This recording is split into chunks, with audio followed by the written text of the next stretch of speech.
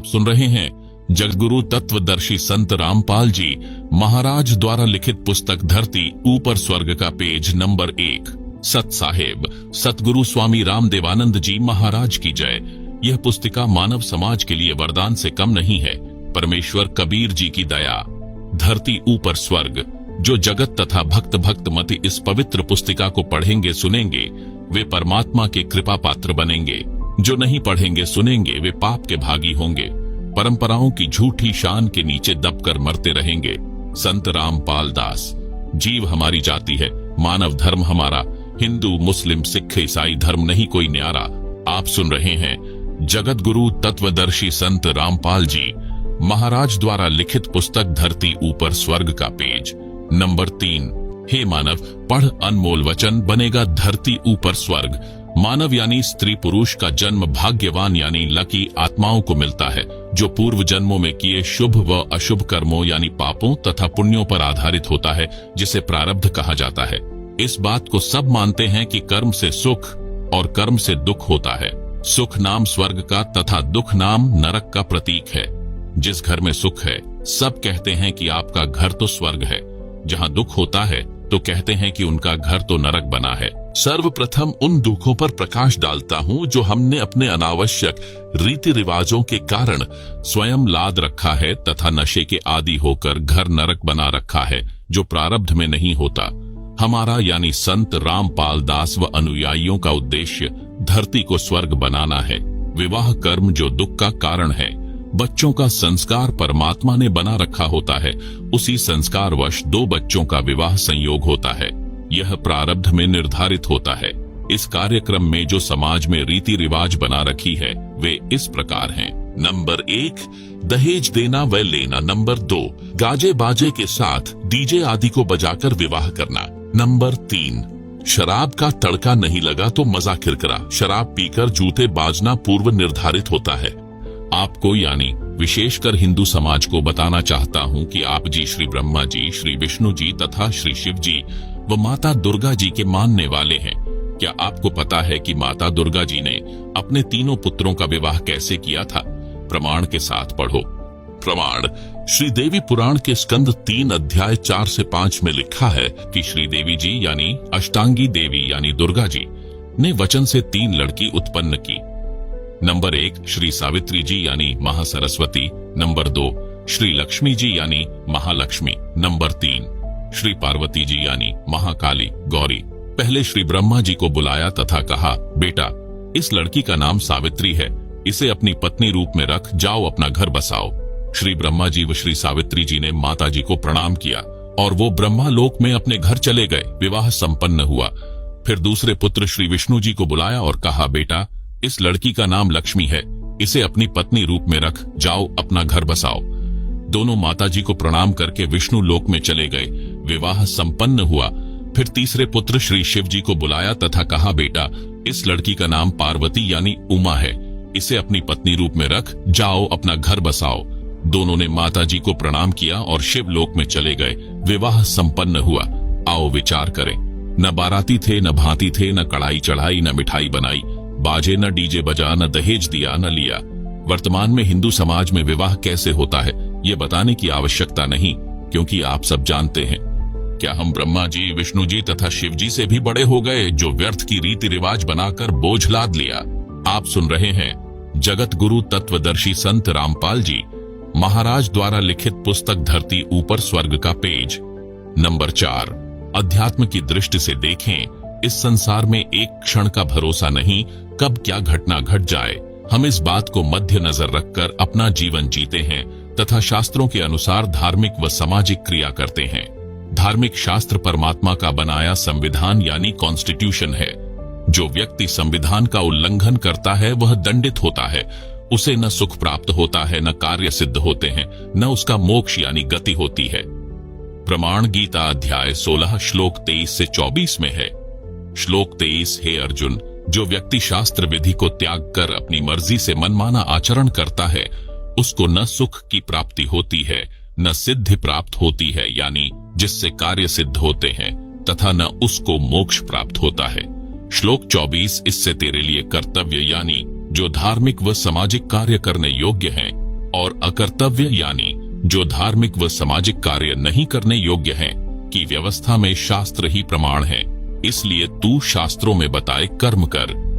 प्रमाण के लिए श्रीमद् भागवत गीता अध्याय 16 श्लोक 23 से 24 की फोटोकॉपी दी गई है, जिसे आप पुस्तक में देख सकते हैं। आप सुन रहे हैं जगत गुरु तत्वदर्शी संत रामपाल जी महाराज द्वारा लिखित पुस्तक धरती ऊपर स्वर्ग का पेज नंबर 5। अब देखें श्रीदेवी महापुराण यानी श्रीमद् देवी भागवत के स्कंध 3 अध्याय 4 से 5 की फोटोकॉपी, जिसे आप पुस्तक में देख सकते हैं, जिसमें तीनों देवताओं के विवाह करने वाला प्रकरण है। विवाह कर्म पर प्रकाश हम विवाह शास्त्रों के अनुसार करते हैं। भक्त परिवार लड़के व लड़की का रिश्ता देखते हैं, दोनों पक्ष सहमत हो जाते हैं। उसके पश्चात दोनों पक्ष निकट के आश्रम में जानकारी देते हैं, विवाह की तिथि पता करते हैं। उनको गुरुजी द्वारा तिथि निर्धारित की जाती है, कोई नक्षत्र या पतरा आदि का ढोंग करके नहीं। सामान्य तिथि जिस दिन छुट्टी हो या सत्संग समागम हो या जो दोनों पक्षों की सुविधा अनुसार हो। निर्धारित तिथि को दोनों पक्ष आश्रम में या सत्संग स्थल पर जो स्थान बताया गया होता है उस पर आते हैं। संत गरीबदास जी महाराज जी की अमृतवाणी में एक असुर निकंदन रमैनी अध्याय है, जिसमें विश्व की सभी दैवीय शक्तियों की स्तुति की गई है। उसको पढ़ा जाता है, बोला जाता है, ऑडियो स्पीकर पर सुनाई जाती है। भक्तों को मौखिक भी याद होती है, सब मिलकर बोलते हैं। ये हमारे विवाह के गीत हैं। आप सुन रहे हैं जगत गुरु तत्वदर्शी संत रामपाल जी महाराज द्वारा लिखित पुस्तक धरती ऊपर स्वर्ग का पेज नंबर 6। विशेष जगत में विवाह के लिए शुभ लगन पंडित द्वारा शोधी जाती है, जो कहता है कि इन नक्षत्रों में बच्चों का विवाह होने से सदा मंगल रहेगा, बच्चे सदा सुखी रहेंगे। परमात्मा कबीर जी कहा करते कि बच्चों के जो कर्म में लिखा है वह अवश्य मिलता है, इस लगन से कोई बचाव नहीं होता। उदाहरण दिया करते, कबीर वशिष्ठ मुनि से त्रिकाली योगी सौध कर लग्न धरे, सीता हरण मरण दशरथ का, बन बन राम फिरे। अर्थात जिस समय श्री रामचंद्र जी का विवाह सीता जी से होना था, उस विवाह की शुभ लगन तिथि राजा दशरथ के गुरु ऋषि वशिष्ठ जी ने शोध कर रखी थी। कहा था कि बच्चे सदा सुखी जीवन जिएंगे। विवाह के तुरंत बाद कैसी दुर्गति परिवार की तथा दोनों पति पत्नी यानी श्री रामचंद्र जी व सीता जी की हुई। श्री रामचंद्र जी को 14 वर्ष का वनवास मिला। उस दुख में राजा दशरथ चौबारे पर चढ़कर श्री रामचंद्र यानी अपने प्रिय पुत्र को वन में जाते देख रहा था। पैर फिसल गया, जमीन पर गिरकर मर गया। श्री राम व सीता बन बन में भटके। सीता जी 12 वर्ष रावण की जेल में रही, एक बाग में रखी गई। उसको फल तोड़कर खाने का अधिकार नहीं था। जो अपने आप टूटा हो उस फल को सीता खा सकती थी। गर्मी सर्दी वर्षा में उसी वृक्ष के नीचे रही, महाकष्ट उठाया। क्या बचाव किया उस लगन ने। इसलिए हम सामान्य विधि से सब विवाह क्रिया करते हैं, पूर्ण परमात्मा को इष्ट रूप में पूजते हैं, जिससे संकट टल जाते हैं। पढ़ें एक झलक यानी कुछ अंश उस अमर ग्रंथ यानी सूक्ष्म वेद की वाणी का। मैं यानी लेखक देवी देवताओं का सम्मान करता हूँ। मैं तथा मेरे अनुयायी प्रतिदिन विश्व के देवी तथा देवताओं की स्तुति करते हैं। प्रमाण के लिए दोपहर की स्तुति के कुछ अंश। सत्पुरुष समर्थ ओमकारा, अदली पुरुष कबीर हमारा, आदि युगादि दया के सागर, काल कर्म के मोचन आगर, दुख भंजन दरवेश दयाला, असुर निकंदन करय पैमाला, आब खाक पावक और पौना, गगन सुन्न दरियाई दौना, धर्मराय दरबानी चेरा, सुरसुरों का करे नबेरा, सत का राज धर्मराय करही, अपना किया सभी दंड भरही, शंकर शेष रु ब्रह्मा विष्णुम, नारद शारद जाउर रसनम, गौरिज और गणेश गौसाई, कारज सकल सिद्ध होए जाही, ब्रह्मा विष्णु रु शंभु शेषा, तीन यु देव दयालु हमेशा, सावित्री और लक्ष्मी गौरा, तिहु देवा सिर कर हैं चौबरा, नील नाभ से ब्रह्मा आए, आदि ओम के पुत्र कहाय, शंभु मनु ब्रह्मा की शाखा, द्रग युज साम अथर्व भाषा, पीब्रत भया उतानम पाता, जाके ध्रुव हैं आत्मज्ञाता।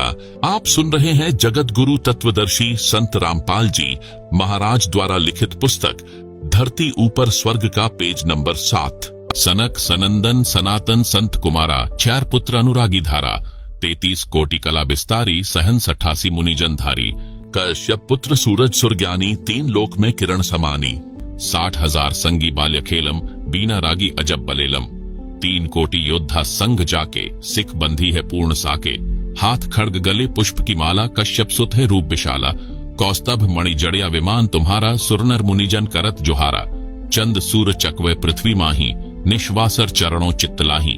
पीठ है सूरज सन्मुख चंदा, काटें त्रिलोकी के फंदा। तारायण सब स्वर्ग समूलम, पखे रहे सतगुरु के फूलम। जय जय ब्रह्मा समर्थ स्वामी, ये ति कला परम पद धामी। जय जय शंभु शंकर नाथा, कला गणेश अरु गौरिज माता। कोटि कटक पैमाल करंता, ऐसे समर्थ शंभु कंता। चंद लिलाट सूर संगीता, योगी शंकर ध्यान उदीता। नीलकंठ सोहे गरुड़ासन, शंभु योगी अचल सिंहासन।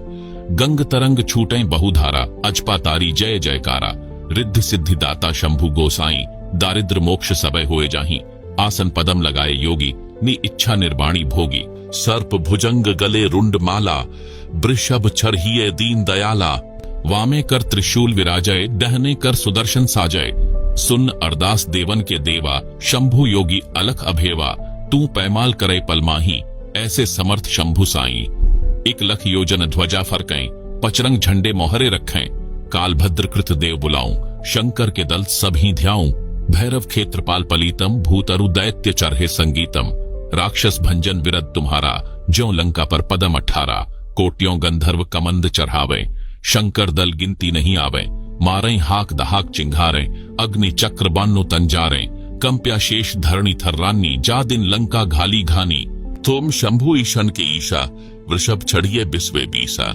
इंद्र कुबेर और वरुण बुलाऊं, रापति सेत सिंहासन ल्याऊं। इंद्र दल बादल दरियाई, 96 कोटि की हुई चढ़ाई। सुरपति चढ़े इंद्र अनुरागी, अनंत पदम गंधर्व बड़ भागी। कृष्ण भंडारी चढ़े कुबेरा, अब दिल्ली मंडल बोहरियों फेरा। वरुण विनोद चढ़े ब्रह्म ज्ञानी, कला संपूर्ण 12 बाणी।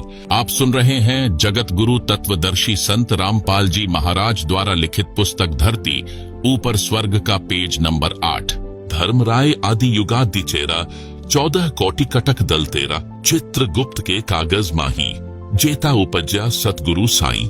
सातों लोकपाल का रासा, उर्मे धरिये साधु दासा। विष्णुनाथ है असुर निकंदन, संतों के सब काटे फंधन। नरसिंह रूप धरे घुर्राया, हिरणांकुश को मारण धाया। शंख चक्र गदा पदम बिराजय, भाल तिलक जाके और साजय। वाहन गरुड़ कृष्ण असवारा, लक्ष्मी ढोरई चंवर अपारा। रावण अहिरावण से मारे, सेतु बांध सेना दल त्यारे। जरा सिंह और बाली खपाए, कंस केसी चानौर हराए। कालीदह में नागिना था, शिशुपाल चक्र से काटिया माथा। काले वन मथुरा पर धाए, 18 कोटि कटक चढ़ाए। मुचकंद पर पीतांबर डारिया, काले वन जहां बेग सहारा। परशुराम 52 अवतारा, कोई न जाने भेव तुम्हारा। संखासुर मारे निर्वाणी, 12 रूप धरे प्रवाणी। राम अवतार रावण की बेरा, हनुमंत हांका सुनी सुमेरा। यह संपूर्ण पाठ 125 + 8 बराबर 133 वाणियों का है, जो केवल वाणी है। केवल 17 मिनट में पढ़ा जाता है। हमारे विवाह में केवल 17 मिनट लगती है। एक देशी घी की ज्योति भी विवाह मंडप पर जलाई जाती है, जो हवन का काम करती है। वेदों के मंत्रों में भी यही बताया है। प्रमाण ऋग्वेद मंडल 9 सूक्त 86 मंत्र 10 में ज्योति यज्ञ का आदेश है तथा प्रमाण है। लकड़ी जलाकर हवन नहीं करना है। यह मनमाना आचरण है जिसमें प्रदूषण अधिक होता है। ऋग्वेद मंडल 9 सूक्त 86 मंत्र 10। ज्योति यज्ञस्य पवते मधुप्रियम पिता देवानाम जनिता विभु वसुः दधाति रत्नम स्वधयोर्पीच्यम मदिन्तम मत्सरः इंद्रियः रस्सः। यथार्थ अनुवाद विभु वसु यानी भिन्न भिन्न स्थानों सत्यलोक, अलख लोक, अगम लोक तथा अकह लोक में निवास करने वाला। प्रियम पिता यानी प्रिय परम पिता परमेश्वर। देवानाम जनिता यानी सर्व आत्माओं व देव रूप आत्माओं का उत्पत्ति करने वाला है। उससे मधु यानी सर्व सुख प्राप्ति के लिए ज्योति यज्ञस्य यानी ज्योति यज्ञ का अनुष्ठान करे, जो पवते यानी पवित्र विधि है, अर्थात आत्मा को शुद्ध करता है, जिस कारण से साधक को परमेश्वर स्वदयोर्पीच्यम यानी इस लोक तथा परलोक के मदिन्तम मत्सर परम शांति रूप पूर्ण मोक्ष तथा इंद्रिय रस यानी इंद्रियों के आनंद रूप रत्नम यानी पूर्ण मोक्ष रूपी अनमोल रत्न दधाति यानी प्रदान करता है। हमारे विवाह में न वरमाला डाली जाती है, न भांति व बाराती बुलाए जाते हैं। केवल दोनों परिवारों के सदस्य तथा रिश्तेदार स्वयं आना चाहें तो आ सकते हैं। निमंत्रण पत्र नहीं भेजा जाता। सब आने वालों का भोजन का खर्चा आश्रम की ओर से किया जाता है। विवाह में दोनों का 1 रुपया भी नहीं लगता। आप सुन रहे हैं जगत गुरु तत्वदर्शी संत रामपाल जी महाराज द्वारा लिखित पुस्तक धरती ऊपर स्वर्ग का पेज नंबर 9। विशेष बच्चों को रोकने के लिए यानी सगाई करने के लिए 1 रुपया भी लेन देन नहीं किया जाता। हमने श्रीदेवी पुराण शास्त्र का पूर्ण अनुसरण किया है। लगभग 40,000 बच्चों का विवाह इस विधि से कराया जा चुका है। सबके घरों में सुख शांति है। विवाह के पश्चात बेटी सीधे अपने ससुराल जाती है। न कोई श्रृंगार न मेहंदी आदि का दिखावा किया जाता है। कोई दहेज नहीं दिया जाता। सामान्य वस्त्र लड़का व लड़की पहनते हैं। बेटी अपने पिता के घर से 4 सूट यानी 4 जोड़ी कपड़े ही ले जा सकती है। उसके पश्चात ससुराल वाले अपनी बेटी की तरह उसे सब वस्तु उपलब्ध करवाते हैं। बाद में उनके बच्चों के विवाह में कोई भात का आयोजन नहीं किया जाता है, यानी पिताजी की ओर से जैसे भाई भात भरते हैं ऐसा कुछ नहीं करना है। लड़की माँ के घर आती है तो आए, उसे न कोई पैसा दिया जाएगा न कोई कपड़ा। वह बेटी खुद ही मना कर देती है कि हम भक्त हैं, यह लेन देन अगले जन्म का बीज बोता है, वह हमें नहीं लेना है। 100-200 रुपये से जीवन भर का काम नहीं चलता, अपनी कमाई से काम चलेगा। पैसे से प्रेम है तो भाई बहन वाला प्रेम खत्म होता है। भाई व बहन का मोह अलग होता है। पैसा बीच में आने से वह निर्मल नाता नहीं रहता। कभी न कभी मन में दोष आएगा, इसलिए हम निर्मल नाते को और पवित्र रखते हैं। विशेष माता पिता व भाई बहन बेटी को उस समय जितने मर्जी स्वेच्छा से वित्तीय मदद कर सकते हैं। जब बेटी के ऊपर कोई समस्या पड़ जाती है, जैसे भैंस या गाय दूध वाली मर जाती है, तो उसके लिए पैसा बेटी को दे सकते हैं। कोई मकान बनाना है, अनिवार्य है, तो उसमें सहयोग कर सकते हैं। कोई कारोबार बेटी करना चाहती है तो उसमें मदद कर सकते हैं। उनको वापस लेने का कभी नाम भी नहीं लेना है। बेटी की तमन्ना रहे कि मैं अपने भाई पिता का एक एक पैसा लौटाऊंगी। यदि परमात्मा ने इस योग्य बना दी तो ऐसा लेन देन दोनों पर कर्ज रूप नहीं बनता, अगले जन्म का कारण नहीं बनता। बेटी का हक पिता की संपत्ति में बेटों के समान होता है। भक्तमती बहन उसे नहीं लेगी। माता पिता भाई उपरोक्त आवश्यकताओं में उसी दृष्टिकोण से बेटी बहन की सहायता कर सकता है। इसको अन्य को बताना नहीं, यानी यह परंपरा न बन जाए, इसलिए उधार रूप में दे लेने का मन न रहे। इस शास्त्रोक्त विवाह के लाभ। नंबर 1, बेटी अपने बाप भाइयों भाभियों पर बोझ नहीं बनती। शास्त्र विधि त्याग कर मनमाने आचरण से किए जाने वाले विवाह की हानि। नंबर 1, बेटी माता पिता के लिए बोझ बन जाती है जो खुद गलत रीति रिवाजों से बनाई है। बेटी को गर्भ में ही मारने लग गए हैं। यह गलत रीति रिवाजों की देन है। नंबर 1, विवाह में अनाप शनाप खर्च लोकलाज में करना पड़ता है। जिनके पास माया है वे लोग समाज में बिगाड़ पैदा करते हैं। बेटी के विवाह में दहेज रूप में सोफा सेट, कुर्सी, मेज, बर्तन, मोटरसाइकिल, महंगी महंगी कार देना, गाजे बाजे, डीजे बजवाना, नाचना, गंदे गंदे गाने चलाना, शराब आदि का सेवन करवाना, मोटी धन राशि दान में देना जो व्यर्थ की बकवास है। विवाह लड़का लड़की का होना है। जो उसमें नाचते गाते हैं, खुशी मनाते हैं, वे व्यर्थ के पापड़ बेलते हैं। उनको क्या मिलता है? आप सुन रहे हैं जगत गुरु तत्वदर्शी संत रामपाल जी महाराज द्वारा लिखित पुस्तक धरती ऊपर स्वर्ग का पेज नंबर 10। हास्यपद उदाहरण। एक व्यक्ति कर्मचारी किराए के मकान में रहता था। उसका एक दोस्त भी उसी शहर में अन्य कॉलोनी में किराए पर रहता था। उस मकान मालिक के लड़के का विवाह हुआ तो किराएदार का जीवन न्योता यानी खाने का बुलावा दिया। किराएदार के पूरे परिवार ने मिठाई का आनंद लिया। वह व्यक्ति अपने दोस्त के पास उसके मकान पर गया तो उसे पता चला कि इस दोस्त के मकान मालिक के लड़के का विवाह निकट ही है। उसने अपने दोस्त से कहा कि यार, तेरे मकान मालिक के लड़के का विवाह है। दोस्त पंजाबी भाषी था, बोला मैनू की यानी विवाह मकान मालिक के लड़के का है, मेरे को क्या लेना देना, होता रहेगा। दोस्त बोला यार तू समझा नहीं, लड्डू मिलेंगे तेरे को खाने को, तेरा भी न्योता होगा। वह बोला तैनू की यानी लड्डू मैं खाऊंगा, तू क्यों टेंशन ले रहा है। इसी प्रकार विवाह तो लड़के लड़की का होगा, यानी लड़के को पत्नी मिलेगी, घर बसेगा। उन नाचने गाने डीजे पर कूदने वालों को की यानी क्या मिलेगा। माया के मस्करों द्वारा समाज बिगाड़ दिया गया है। एक परंपरा पड़ चुकी है। कुर्सी, मेज, मोटरसाइकिल, अगली पिछलियों के कपड़े। बेटी को संतान होती है, उसमें पीलिया रूप दहेज, त्योहारों के समय सिंधारे कोथली, उल्टा सुल्टा सामान उठाए फिरते हैं। हमारे विवाह में यह कुछ भी नहीं होता। एक भक्त ने हमारे मिशन से जुड़ने से पहले एक लड़की का विवाह किया। उसने बताया कि हमारे पड़ोस में एक व्यक्ति ने बेटी का विवाह किया। उसमें सोफा सेट, बर्तन, मोटरसाइकिल, ढेर सारे कपड़े जो नुमाइश की तरह दिखाए गए थे, दिए, बाजे गाजे के साथ डीजे का धमाल मचाया गया। आस पास में चर्चा चली कि फलाना व्यक्ति ने सबके ऊपर हाथ फेर दिया। यानी गांव में सबसे अधिक खर्च किया है। मेरी लड़की भी जवान थी, मैं भी लड़का खोज रहा था। उस विवाह को देखने मेरी बेटी भी गई। उसने अपनी माता को बताया कि सुमन के डैडी ने कुर्सी, मेज, सोफा सेट, मोटरसाइकिल, बर्तन, इतने कपड़े आदि आदि दिए हैं। सारा गांव सराहना कर रहा है। माँ, मेरे पापा के पास तो इतना कुछ करने को नहीं है, हम तो गरीब हैं। यूं कहकर बेटी रोने लगी, उठकर अलग कमरे में चली गई। कई देर रोई। माँ ने समझाया कि बेटी, किसी की रीस थोड़ी की जाती है। बेटी की माता ने मेरे को बताया कि बेटी सुमन का विवाह यानी फेरे देखकर आई थी। ऐसे ऐसे बोली और रोने लग गई। मेरी आंखें भर आईं। सारी रात नींद नहीं आई। विचार किया कि बेटी की आत्मा नहीं दुखने दूंगा, कुछ तो करूंगा। लड़की का रिश्ता पक्का हो गया।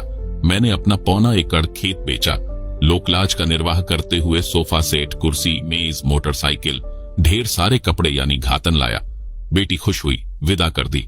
लड़का बहन को लेने गया तो बताया उस बेटी की 3 जेठानी थी, साझा परिवार था। उनका वो मेरी बेटी वाले सोफा, कुर्सी सब एक कमरे में ऊपर नीचे भरे थे। कहीं ठीक से रखने का स्थान भी नहीं था। कबाड़ इकट्ठा कर रखा था। नाम दीक्षा लेने के बाद 2 बेटियों का विवाह किया। एक पैसा भी खर्च नहीं हुआ। दोनों बेटी सुखी हैं। यदि पहले यह ज्ञान होता तो क्यों जमीन बेचता?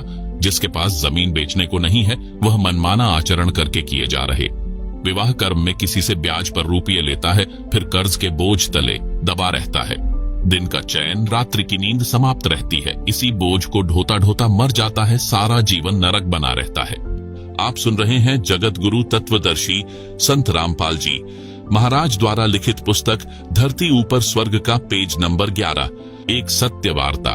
एक आर्मी मैन से दास की ज्ञान चर्चा हुई, जो हमारे भक्त का रिश्तेदार था। उसके आग्रह से मेरे पास आया था। वह फौज से रिटायर होकर पुलिस में हवलदार लगा था। सरकारी नौकरी थी। जब ज्ञान चर्चा होती है तो हम विवाह पर भी चर्चा अवश्य करते हैं। भक्त ने जो उसे लाया था बताया कि इस हवलदार जी ने अभी 1 महीना पहले बड़ी बेटी का विवाह किया है। 21 लाख रुपए लगाए हैं। उसके 3 बच्चे बताए। बड़ी लड़की जिसका विवाह अभी किया था, बीच में बेटा और छोटी बेटी।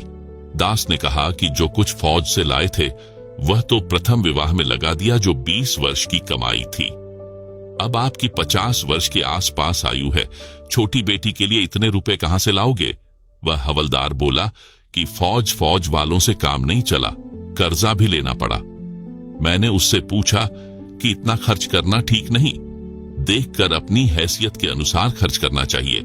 वह बोला कि लड़का यानी दामाद बैंक में नौकरी करता है, बेटी भी अच्छी पढ़ी है। बेटी तो सदा सुखी रहेगी, हमारी तो देखी जाएगी। मैंने कहा कि बेटी के कर्म में सुख है तो मिलेगा, दुख है तो पैसे से सुख नहीं खरीदा जा सकता। दास ने एक उदाहरण सुनाया। हवलदार कुछ बोलता, उससे पहले ही मैं शुरू हो गया। बताया कि मैं जेई जूनियर इंजीनियर की नौकरी सिंचाई विभाग में करता था। हमारा एक MD IAS अधिकारी था। उसकी रिटायरमेंट निकट थी। उसने लड़की का विवाह किया। उसने सन 1988 में 3.5 लाख रुपए लगाए, जो वर्तमान के 1 करोड़ के समान थे। वह रिटायर हो गया। विवाह के 1 वर्ष बाद बेटी का तलाक हो गया। वह अधिकारी टेंशन में रहने लगा। जो कमाया था लगा दिया। बेटी सुखी रहेगी। न बेटी सुखी रही न स्वयं। उसी चिंता में हार्ट अटैक यानी दिल का दौरा हो गया, मर गया साहब। हवलदार तैश में आकर बोला कि जो विवाह तुम करते हो उनका तलाक नहीं होता। मैंने कहा बहुत कम होता है। यदि तलाक हो भी गया तो हमारा कौन सा 21 लाख लगा है। 10 दिन बाद बेटी का फिर विवाह कर देंगे, चवन्नी लगनी नहीं। यह सुनकर उसका अफारा सा उतर गया। बोला, यह बात तो सही है, मानने की है। मानना कहाँ था। झूठी लोग दिखावा परंपरा के बोझ के नीचे से निकलना आसान नहीं है। हमारा ज्ञान सुनकर विचार करके बात समझ में आती है। 3 महीने बाद वह भक्त आया जो उस फौजी साहब को लाया था। उसने बताया कि वह रिश्तेदार हवलदार हार्ट अटैक से मर गया। सुबह मरा पाया। मैंने कहा, यह तो स्पष्ट दिखाई दे रहा था। अब भात रूपी परंपरा पर प्रकाश डालता हूँ। गांव में दास ने सुना था, बड़े बूढ़े मजाक में कहा करते कि छोरी यानी बेटी की तो जावा भी सेध है, यानी लड़की की तो संतान भी दुख देती है।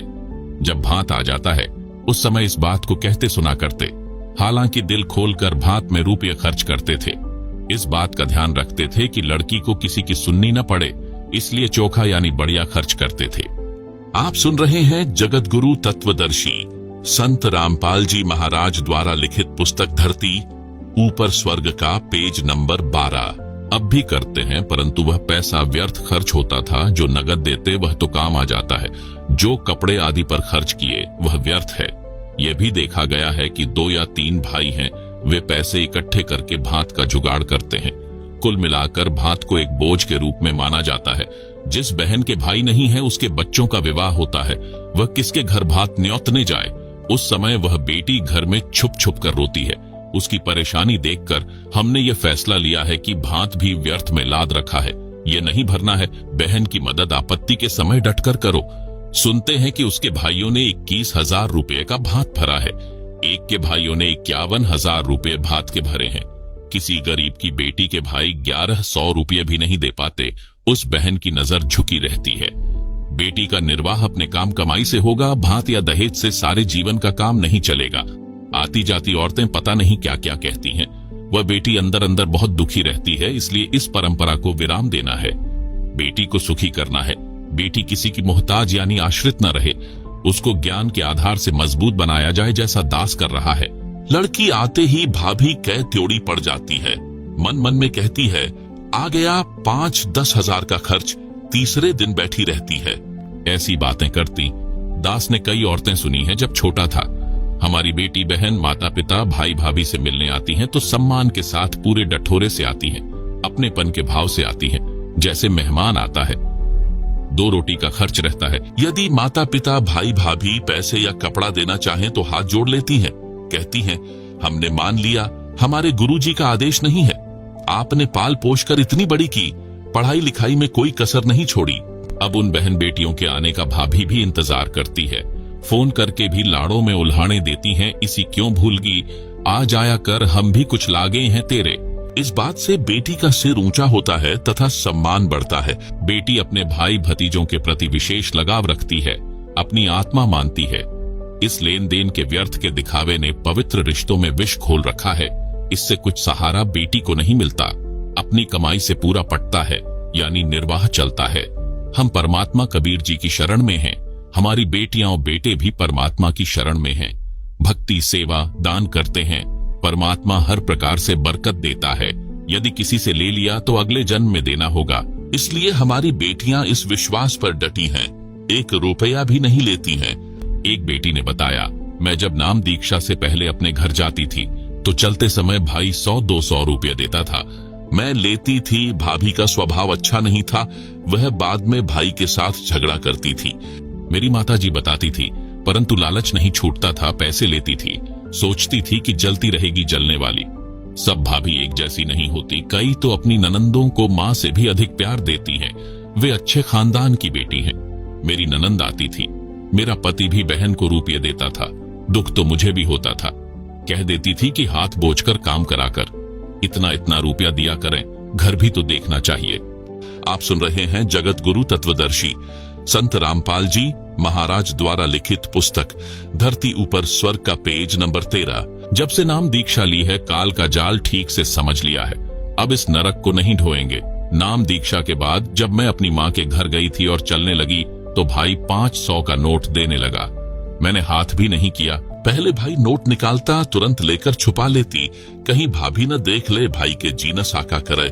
जब मैंने कहा भाई ना बहुत ले लिया, अब नहीं लेना है, भाई ने सोचा पैसा कम मानकर बहन नाराज हो गई। भाई की आंखों में आंसू आ गए। बोला, बहन तेरा भाई गरीब है इसलिए थोड़े रुपये दे रहा है, ले ले, कभी भगवान करेगा तो अपनी बहन को घने घने रुपये दूंगा। मैंने कहा भाई मैंने नाम दीक्षा ली है गुरुजी संत रामपाल जी से, उनके ज्ञान को समझा है। उनकी शर्तें हैं कि कोई बहन भाई या माता पिता से शादी के बाद रुपये कपड़े नहीं लेगी। परमात्मा पर भरोसा करो। एक बहन ने सत्संग में बताया कि मैं घर गई तो चलते समय मेरी माँ ने 5,000 रुपये मेरी जेब में डाले और बता दिया इतने रुपये हैं। मैं लालच में आ गई, ले आई। तीसरे दिन भैंस का बच्चा यानी काटड़ा मर गया। भैंस 12 किलो दूध देती थी। 1,22,000 रुपए की लाए थे। दूध देना बंद कर दिया। उसको 50,000 में बेचना पड़ा। मेरे दिमाग में तुरंत गलती याद आ गई। अपनी गलती बताकर गुरुजी के आदेश से नाम शुद्ध करवाया। उसके बाद मायके के रुपये कपड़ा लेना विष के समान समझ लिया और घनी हानि हो गई। भाई का नुकसान किया, चोरी का भाव बना, भाव खराब हुआ। उस बहन की बात मुझे खटक रही थी, इसलिए अपने भाई से एक भी रुपया नहीं लिया। कुछ दिन बाद भाई मेरे घर आया, फिर 1000 रुपये देने लगा। मैंने रुपए नहीं लिए, समझाया भी, परंतु उसके मन में यही बैठा था कि मैं गरीब हूँ, बहन को खुश नहीं कर सका। मैं अपने भाई को लेकर सत्संग में गई, वहां ज्ञान सुना, अन्य भाई बहनों से आप बीती सुनी। तब भाई का मन हल्का हुआ कि बहन नाराज नहीं है। धीरे धीरे भाई तथा भाभी ने भी नाम दीक्षा ले ली। अब वह घर स्वर्ग बन गया। भाभी जी बहुत अच्छे स्वभाव की है, परंतु टोटे ने दुखी कर रखी थी। ऊपर से हमारा खर्च उसे विचलित कर देता था। अब आंखें बिछाए भाभी बैठी रहती हैं, कब ननंद आएगी, भगवान की बात बताएगी। ऐसे वह पवित्र नाता विष से अमृत बन गया। धरती ऊपर स्वर्ग का एहसास होने लगा है। प्रश्न करते हैं कुछ भाई की ढोल बाजे बजवाना व घुड़छड़ी करना तो पुराना रिवाज है, इसमें क्या फर्क पड़ता है। अब उसका स्थान डीजे ने ले लिया। जमाना बदल गया है, नाचना गाना तो आम बात हो गई है, आप मना क्यों करते हो। कुछ रुपये चलते समय बहन बेटी को देना उसका सम्मान है। इसका उत्तर यह है, नंबर 1, प्रथम तो यह शास्त्र के विपरीत है। नंबर 2, विवाह घुड़छड़ी से या डीजे से नहीं होता, लड़के लड़की का होता है। गली में नाचना कूदना, बाप बेटी, माँ चाची, ताई बुआ, भाई चाचे, ताऊ सब बेशर्म होकर नाचते हैं। ये कौन सी सभ्यता है, ये नहीं करना है। ये कंजरों वैश्याओं का काम होता था। अब सामान्य समाज भी इसी गंदगी में धंस गया है। इस लोक में न जाने कब क्या घटना घट जाए, इसलिए हम परमात्मा से डरकर, सब बकवाद छोड़कर परमात्मा के संविधान में चलते हुए अपनी सब क्रिया करते हैं। आप सुन रहे हैं जगत गुरु तत्वदर्शी संत रामपाल जी महाराज द्वारा लिखित पुस्तक धरती ऊपर स्वर्ग का पेज नंबर 14। सुनो एक दुखद घटना। एक दिन समाचार पत्रों में छपा कि एक बारात जा रही थी। जिस कार में दूल्हा बैठा था वह दुर्घटनाग्रस्त हो गई। दूल्हा तथा दूल्हे का जीजा जो उसी कार में बैठा था, घटना स्थल पर ही दम तोड़ गए। पहले दिन सारा परिवार गली में नाच रहा था, डीजे बजाया जा रहा था। वे सब फोटो भी समाचार पत्र में छपे थे। दुर्घटना के बाद उसी घर में रोने धोने की हाहाकार मची थी। माता व बहन सिर के बाल फाड़ फाड़ कर रो रही थी। पिता भाई चाची ताई सब रो रहे थे, टक्कर मार रहे थे। अब बच गया डीजे। यदि परमात्मा से डर कर इंसान चले, राम को राम समझे तो बचाव होता है। इसलिए मैं अकर्तव्य कर्म यानी जो कर्म नहीं करने चाहिए करने की आज्ञा नहीं देता। बेशर्मी की हद हो चुकी है। बहन बेटी को चलते समय कुछ रुपये देना एक रिवाज है जो समाप्त करना है। बहन बेटी को भिखारी नहीं समझना है, उस बहन बेटी को बेटे के समान समझना है। धरती ऊपर स्वर्ग तभी बनेगा जब हम अपनी इंसानियत को पुनः संभालेंगे। प्रश्न, क्या आप अंतरजातीय व अंतरधर्म विवाह के पक्ष में हैं? उत्तर, हमारे मिशन में जाति धर्म की कोई बाधा नहीं है। हम अंतरजातीय तथा अंतरधर्म के विवाह के पक्ष में हैं। हम निम्न नियमों का भी पालन करते हैं। अपने गोत्र में, अपने गांव में व आसपास गांवों यानी गवांडों में माता के गोत्र में विवाह के पक्ष में नहीं है, सख्त निषेध है। मुसलमान अपने नियम अनुसार कर सकते हैं। यदि अंतरधर्म विवाह मुसलमान हिंदुओं में करते हैं तो उनके लिए गोत्र को छोड़कर अन्य उपरोक्त सब नियम लागू रहेंगे। यदि हिंदू भी किसी मुसलमान लड़की से विवाह करेगा, उसके लिए भी गोत्र को छोड़कर अन्य उपरोक्त नियम लागू होंगे। इसी प्रकार सिख, ईसाई या अन्य के लिए नियम रहेंगे, यानी गांव, गवांड यानी पड़ोसी गांव में विवाह नहीं कर सकते। प्रश्न, क्या आप प्रेम विवाह, लव मैरिज के पक्ष में हैं? उत्तर, हाँ, परंतु निम्न शर्तों के साथ। उपरोक्त प्रतिबंधित बिंदुओं को ध्यान में रखकर माता पिता की सहमति के साथ प्रेम विवाह कर सकते हैं। प्रश्न, आप सब त्योहार मनाने से रोकते हो। त्योहार तो खुशी का प्रतीक माना जाता है, इसमें क्या दोष है? उत्तर, त्योहार का अर्थ है किसी विशेष दिन को जो अपने धर्म की गरिमा से जुड़ा होता है। उस दिन कुछ अलग से खाना पीना करना, उस घटना की चर्चा करना जिस उपलक्ष्य में त्योहार मनाया जाता है। सब त्योहार किसी धार्मिक कथा से संबंध रखते हैं। उदाहरण के लिए नंबर 1 दीपावली यानी दिवाली का त्योहार। इस दिन की गरिमा है कि इस दिन भगवान श्री रामचंद्र जी अपनी पत्नी सीता के साथ 14 वर्ष का वनवास काटकर रावण को मारकर सीता को उसकी कैद से छुटवाकर अयोध्या लौटे थे। उस खुशी में दिवाली का त्योहार मनाया जाता है। आप सुन रहे हैं जगत गुरु तत्वदर्शी संत रामपाल जी महाराज द्वारा लिखित पुस्तक धरती ऊपर स्वर्ग का पेज नंबर 15। घर घर में कई कई दीपक जलाए जाते हैं। प्रारंभ में गाय भैंस के घी के दीपक जलाए जाते थे, फिर सरसों के तेल के दीपक लगाए जाने लगे, फिर मोमबत्ती ने स्थान ले लिया। अब बिजली के छोटे छोटे बल्ब दीपक के स्थान पर लगाए जाते हैं। एक दिन यह सब कर दिया, फिर न सीता याद आती है न श्री राम। क्या आपको याद है? नंबर 1, सीता जी को 2 वर्ष के बाद एक धोबी के व्यंग्य के कारण घर से निकाल दिया गया था। उस समय वह गर्भवती थी।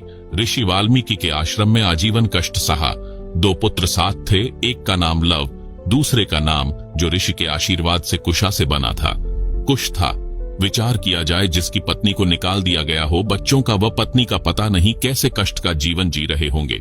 क्या वह व्यक्ति चाहे राजा भी क्यों न हो सुखी रहेगा? सपने में भी सुखी नहीं रह सकता, शर्म के मारे बोलता नहीं है। राजा रामचंद्र जी ने अश्वमेध यज्ञ करना था, परंपरा वश घोड़ा छोड़ा गया। उस पर लिखा था कि जिसको अयोध्या के राजा रामचंद्र की पराधीनता स्वीकार नहीं है, वह घोड़ा पकड़ ले और युद्ध के लिए तैयार रहे। उस समय लव तथा कुश जवान थे। दोनों ने ऋषि वाल्मीकि से धनुर्विद्या सीखी थी। जब उन्होंने घोड़े के गले में लटक रही चिट्ठी यानी पैम्फलेट पढ़ी, तो घोड़ा पकड़ लिया और धनुष श्री रामचंद्र की ओर तान दिया। युद्ध शुरू हुआ। श्री रामचंद्र जी उन बालकों को पराजित नहीं कर सके।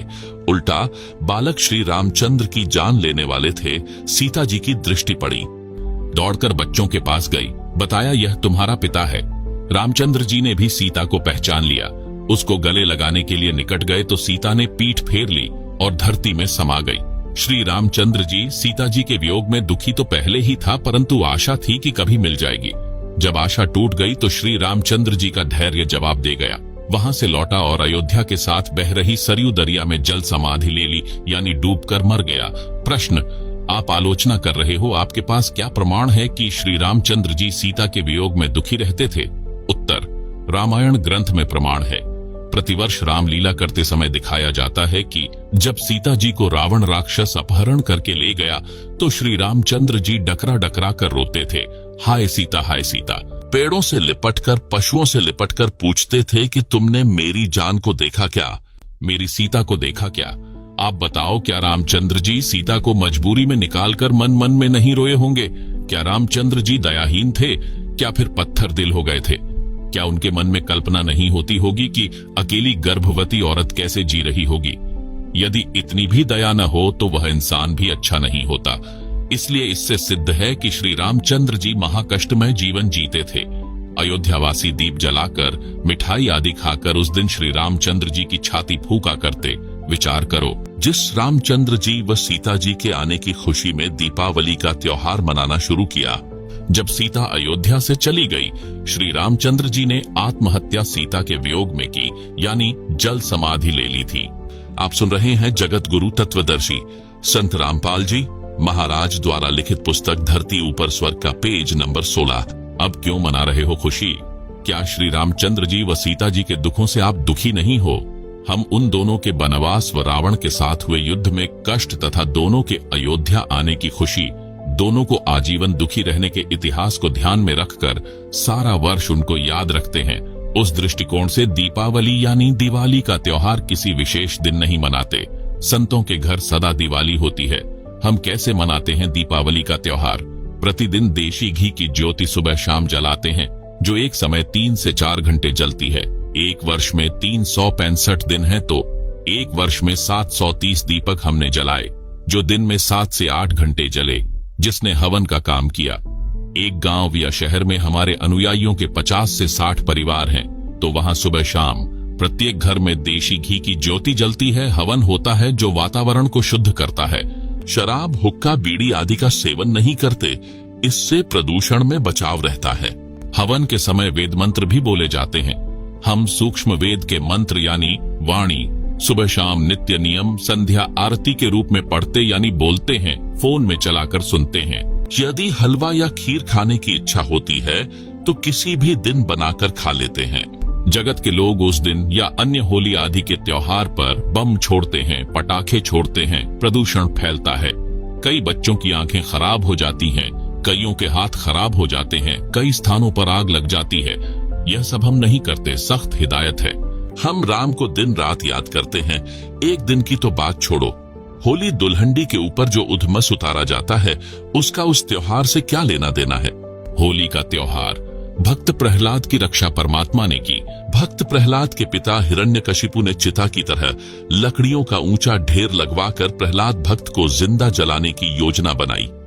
होलिका नामक पापिनी जो प्रहलाद भक्त की सगी बुआ थी, हिरण्यकशिपु के आदेश से अपने ऊपर अग्निरोधक चद्दर ओढ़कर भतीजे प्रहलाद को विश्वास में लेकर कहा कि देख बेटा, मैं भी तो आग में बैठी हूं, कुछ नहीं होगा। गोद में प्रहलाद को बैठा लिया, अग्नि जला दी। परमात्मा ने आंधी चला दी। वह अग्नि रक्षक यानी फायर प्रूफ चद्दर होलिका से उतारकर प्रहलाद भक्त पर उड़ा दी। आग भड़क उठी, होलिका जल मरी। प्रहलाद सुरक्षित परमात्मा ने रखा। इस खुशी का प्रतीक है होली का त्योहार। जगत क्या करता है, इस दिन लट्ठमलट्ठा औरतें कोरड़े पुरुषों को मारती हैं। पुरुष हट जा करके बचाव करते रहते हैं, इधर से उधर पौड़ पाटे यानी दौड़ते रहते हैं, एक दूसरे पर रंग डालते हैं, कीमती कपड़ों का नाश कर देते हैं। इसका परमात्मा से क्या लेना देना जिसने भक्त की रक्षा की। कुछ कहते हैं कि हम रंग नहीं डालते, गुलाल का प्रयोग करते हैं। विचार करो, बंदर सा मुंह बनाकर एक दूसरे को परेशान करते हो। क्या गुलाल लगाने को आप परमात्मा की आरती मानते हो? दिवाली का त्योहार त्रेता युग के अंत में हुई। रावण वध व सीता समेत अयोध्या रामचंद्र की वापसी के बाद मनाया जाने लगा। उससे पहले क्या त्योहार मनाते थे? केवल धार्मिक यज्ञ का अनुष्ठान करते थे। आप सुन रहे हैं जगत गुरु तत्वदर्शी संत रामपाल जी महाराज द्वारा लिखित पुस्तक धरती ऊपर स्वर्ग का पेज नंबर 17। होली का त्योहार सत्य युग के अंत में प्रहलाद भक्त की रक्षा परमात्मा द्वारा नरसिंह रूप में की जाने के बाद प्रारंभ हुआ। उस समय सत्य युग लगभग 16 लाख वर्ष बीत चुका था। उससे पहले तो यह त्योहार नहीं मनाया जाता था, केवल धार्मिक यज्ञ शास्त्रों के अनुसार किए जाते थे, जैसे हम करते हैं। हमारा उद्देश्य है कि सारा जहान शास्त्रोक्त विधि से सामाजिक व धार्मिक कर्म करे, ताकि कलयुग में सत्य युग जैसा माहौल बने, सब सुखी हो जाएं। हम क्या करते हैं? हम प्रतिदिन परमात्मा का शुक्र कई बार करते हैं। एक दिन ड्रामा नहीं करते, शास्त्रों अनुसार धर्म कर्म करते हैं, धर्म यज्ञ करते हैं। अजब गजब बात। एक भक्त बना, उसने बताया कि हम चाचा ताऊ के 11 भाई बहन हैं, सब शादीशुदा हैं, हमें 11 वर्ष हो चुके हैं, कोई त्योहार नहीं मनाया है। कारण, वर्ष में एक मौत इतनी निकट हो जाती है कि त्योहार नहीं मना पाते। विचार करें पाठक, जिनके मृत्यु हो जाती है वे रोते हैं, गांव के लोग मस्ती मनाते रहते हैं। फिर उनकी बारी आती है, वे मुंह लटकाकर रोते रहते हैं, अन्य त्योहार का ड्रामा कर रहे होते हैं। हम क्या करते हैं? हम किसी की आत्मा न दुखे इसलिए व्यर्थ दिखावा नहीं करते, दिन रात राम को याद रखते हैं। हम धार्मिक अनुष्ठानों को त्योहार रूप में मनाते हैं। वहाँ कोई गाना बजाना नहीं, केवल सत्संग करके पाठ करके परमात्मा का गुणगान करते हैं। धर्म यज्ञ करते हैं, उस समय हलवा खीर लड्डू जलेबी आदि बनाते खाते हैं। ऐसे त्योहार मनाते हैं। धरती ऊपर स्वर्ग कैसे बना? हमारे नियम है, नंबर 1, किसी नशीले पदार्थ का सेवन नहीं करते, यानी किसी प्रकार का नशा नहीं करते हैं। नंबर 2, तंबाकू का सेवन नहीं करते हैं। नंबर 3, दहेज नहीं देते हैं, वो न लेते हैं। नंबर 4, विवाह में 1 पैसा भी खर्च नहीं करते हैं। नंबर 5, चोरी ठगी जारी यानी परस्त्री गमन से डरते हैं, न रिश्वत लेते हैं। नंबर 6, परमात्मा का नाम जपते हैं। नंबर 7, धार्मिक अनुष्ठान गुरुजी की आज्ञा में रहकर करते हैं। ऐसे धरती ऊपर स्वर्ग बना है। कल युग में सत्य युग बनेगा। एक बुद्धिजीवी व्यक्ति ने हमारी व्यवस्था को ठीक से समझा तो बोला, न तो तुम शराब पीते, न बीड़ी सिगरेट, न हुक्का पीते, न दहेज लेते न देते। तुम जो कमाते हो वह सारी बचत है। जो संत रामपाल जी से दीक्षा ले लेता है उसके तो यूं समझो एक लड़का नौकरी लग गया, इतनी बचत हो जाती है। मेरा एक बुआ का लड़का है, वह महीने के 60,000 रुपये सैलरी लेता है, सरकारी नौकरी है। शराब सिगरेट पीकर घर का नाश कर रखा था। मैं एक दिन सुबह सुबह उनके घर गया, वह तो नौकरी गया था, कहीं पीकर पड़ गया, आया ही नहीं घर। ऐसा कई बार करता था। उसकी पत्नी ने चूल्हा जला दिया, उस पर डेगची रख दी, चाय बनाने लगी। मैं दूसरे कक्ष में बैठा था, उठकर देखा तो वह चूल्हे के पास बैठी थी। आप सुन रहे हैं जगत गुरु तत्वदर्शी संत रामपाल जी महाराज द्वारा लिखित पुस्तक धरती ऊपर स्वर्ग का पेज नंबर 18। 1 घंटा हो गया, चाय नहीं आई। तब मेरी बुआ उस शराबी की माता जो दूसरे लड़के के साथ रहती थी आई। बोली, उठ ले, कितकी चाय पीवेगा, न चीनी न दूध न चाय पत्ती, नाश कर रखा है लड़के ने। मैं दूसरी बुआ के लड़के के घर गया, वहां चाय पी, कुछ सामान दुकान से खरीद कर उसके घर डालकर आया। उसकी पत्नी रो रही थी, मैं चला गया। 6 महीने बाद फिर जाना हो गया। मैं देखकर आश्चर्यचकित था कि इतना अच्छा मकान रिपेयर, लिपाई सफेदी करके सुधार रखा था। घर में सब सुविधा का सामान था। मेरी बुआ जी भी वहीं थी, वह बुआ का बेटा भी वहीं था। मैंने पूछा 6 महीने में यह घर नरक से स्वर्ग कैसे बन गया। उस भाई ने बताया कि इस गांव में संत रामपाल जी सत्संग करने आए थे। रात्रि 9 बजे का समय था। मैं ड्यूटी से आया, घर पर कोई नहीं था।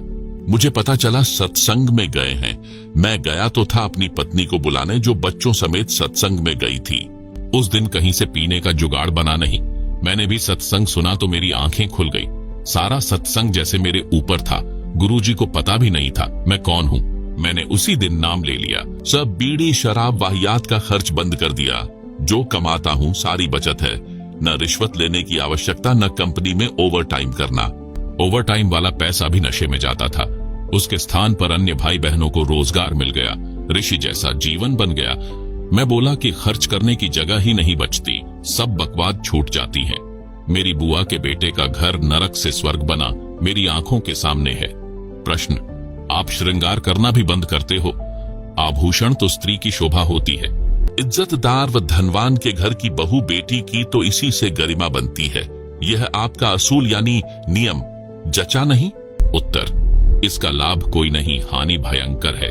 हम शास्त्रों को आधार मानकर अपनी सब क्रिया करते हैं, जैसे पूर्व में भी बताया था। और सुनो, महाभारत में कथा है जो इस प्रकार है। राजा परीक्षित के समय उसके राज्य में बहुत सारी अप्रिय घटनाएं होने लगी। राजा ने ज्योतिषियों से कारण जाना। उन्होंने बताया कि कलयुग की शुरुआत हो चुकी है। ये कलयुग के कारण हो रहा है।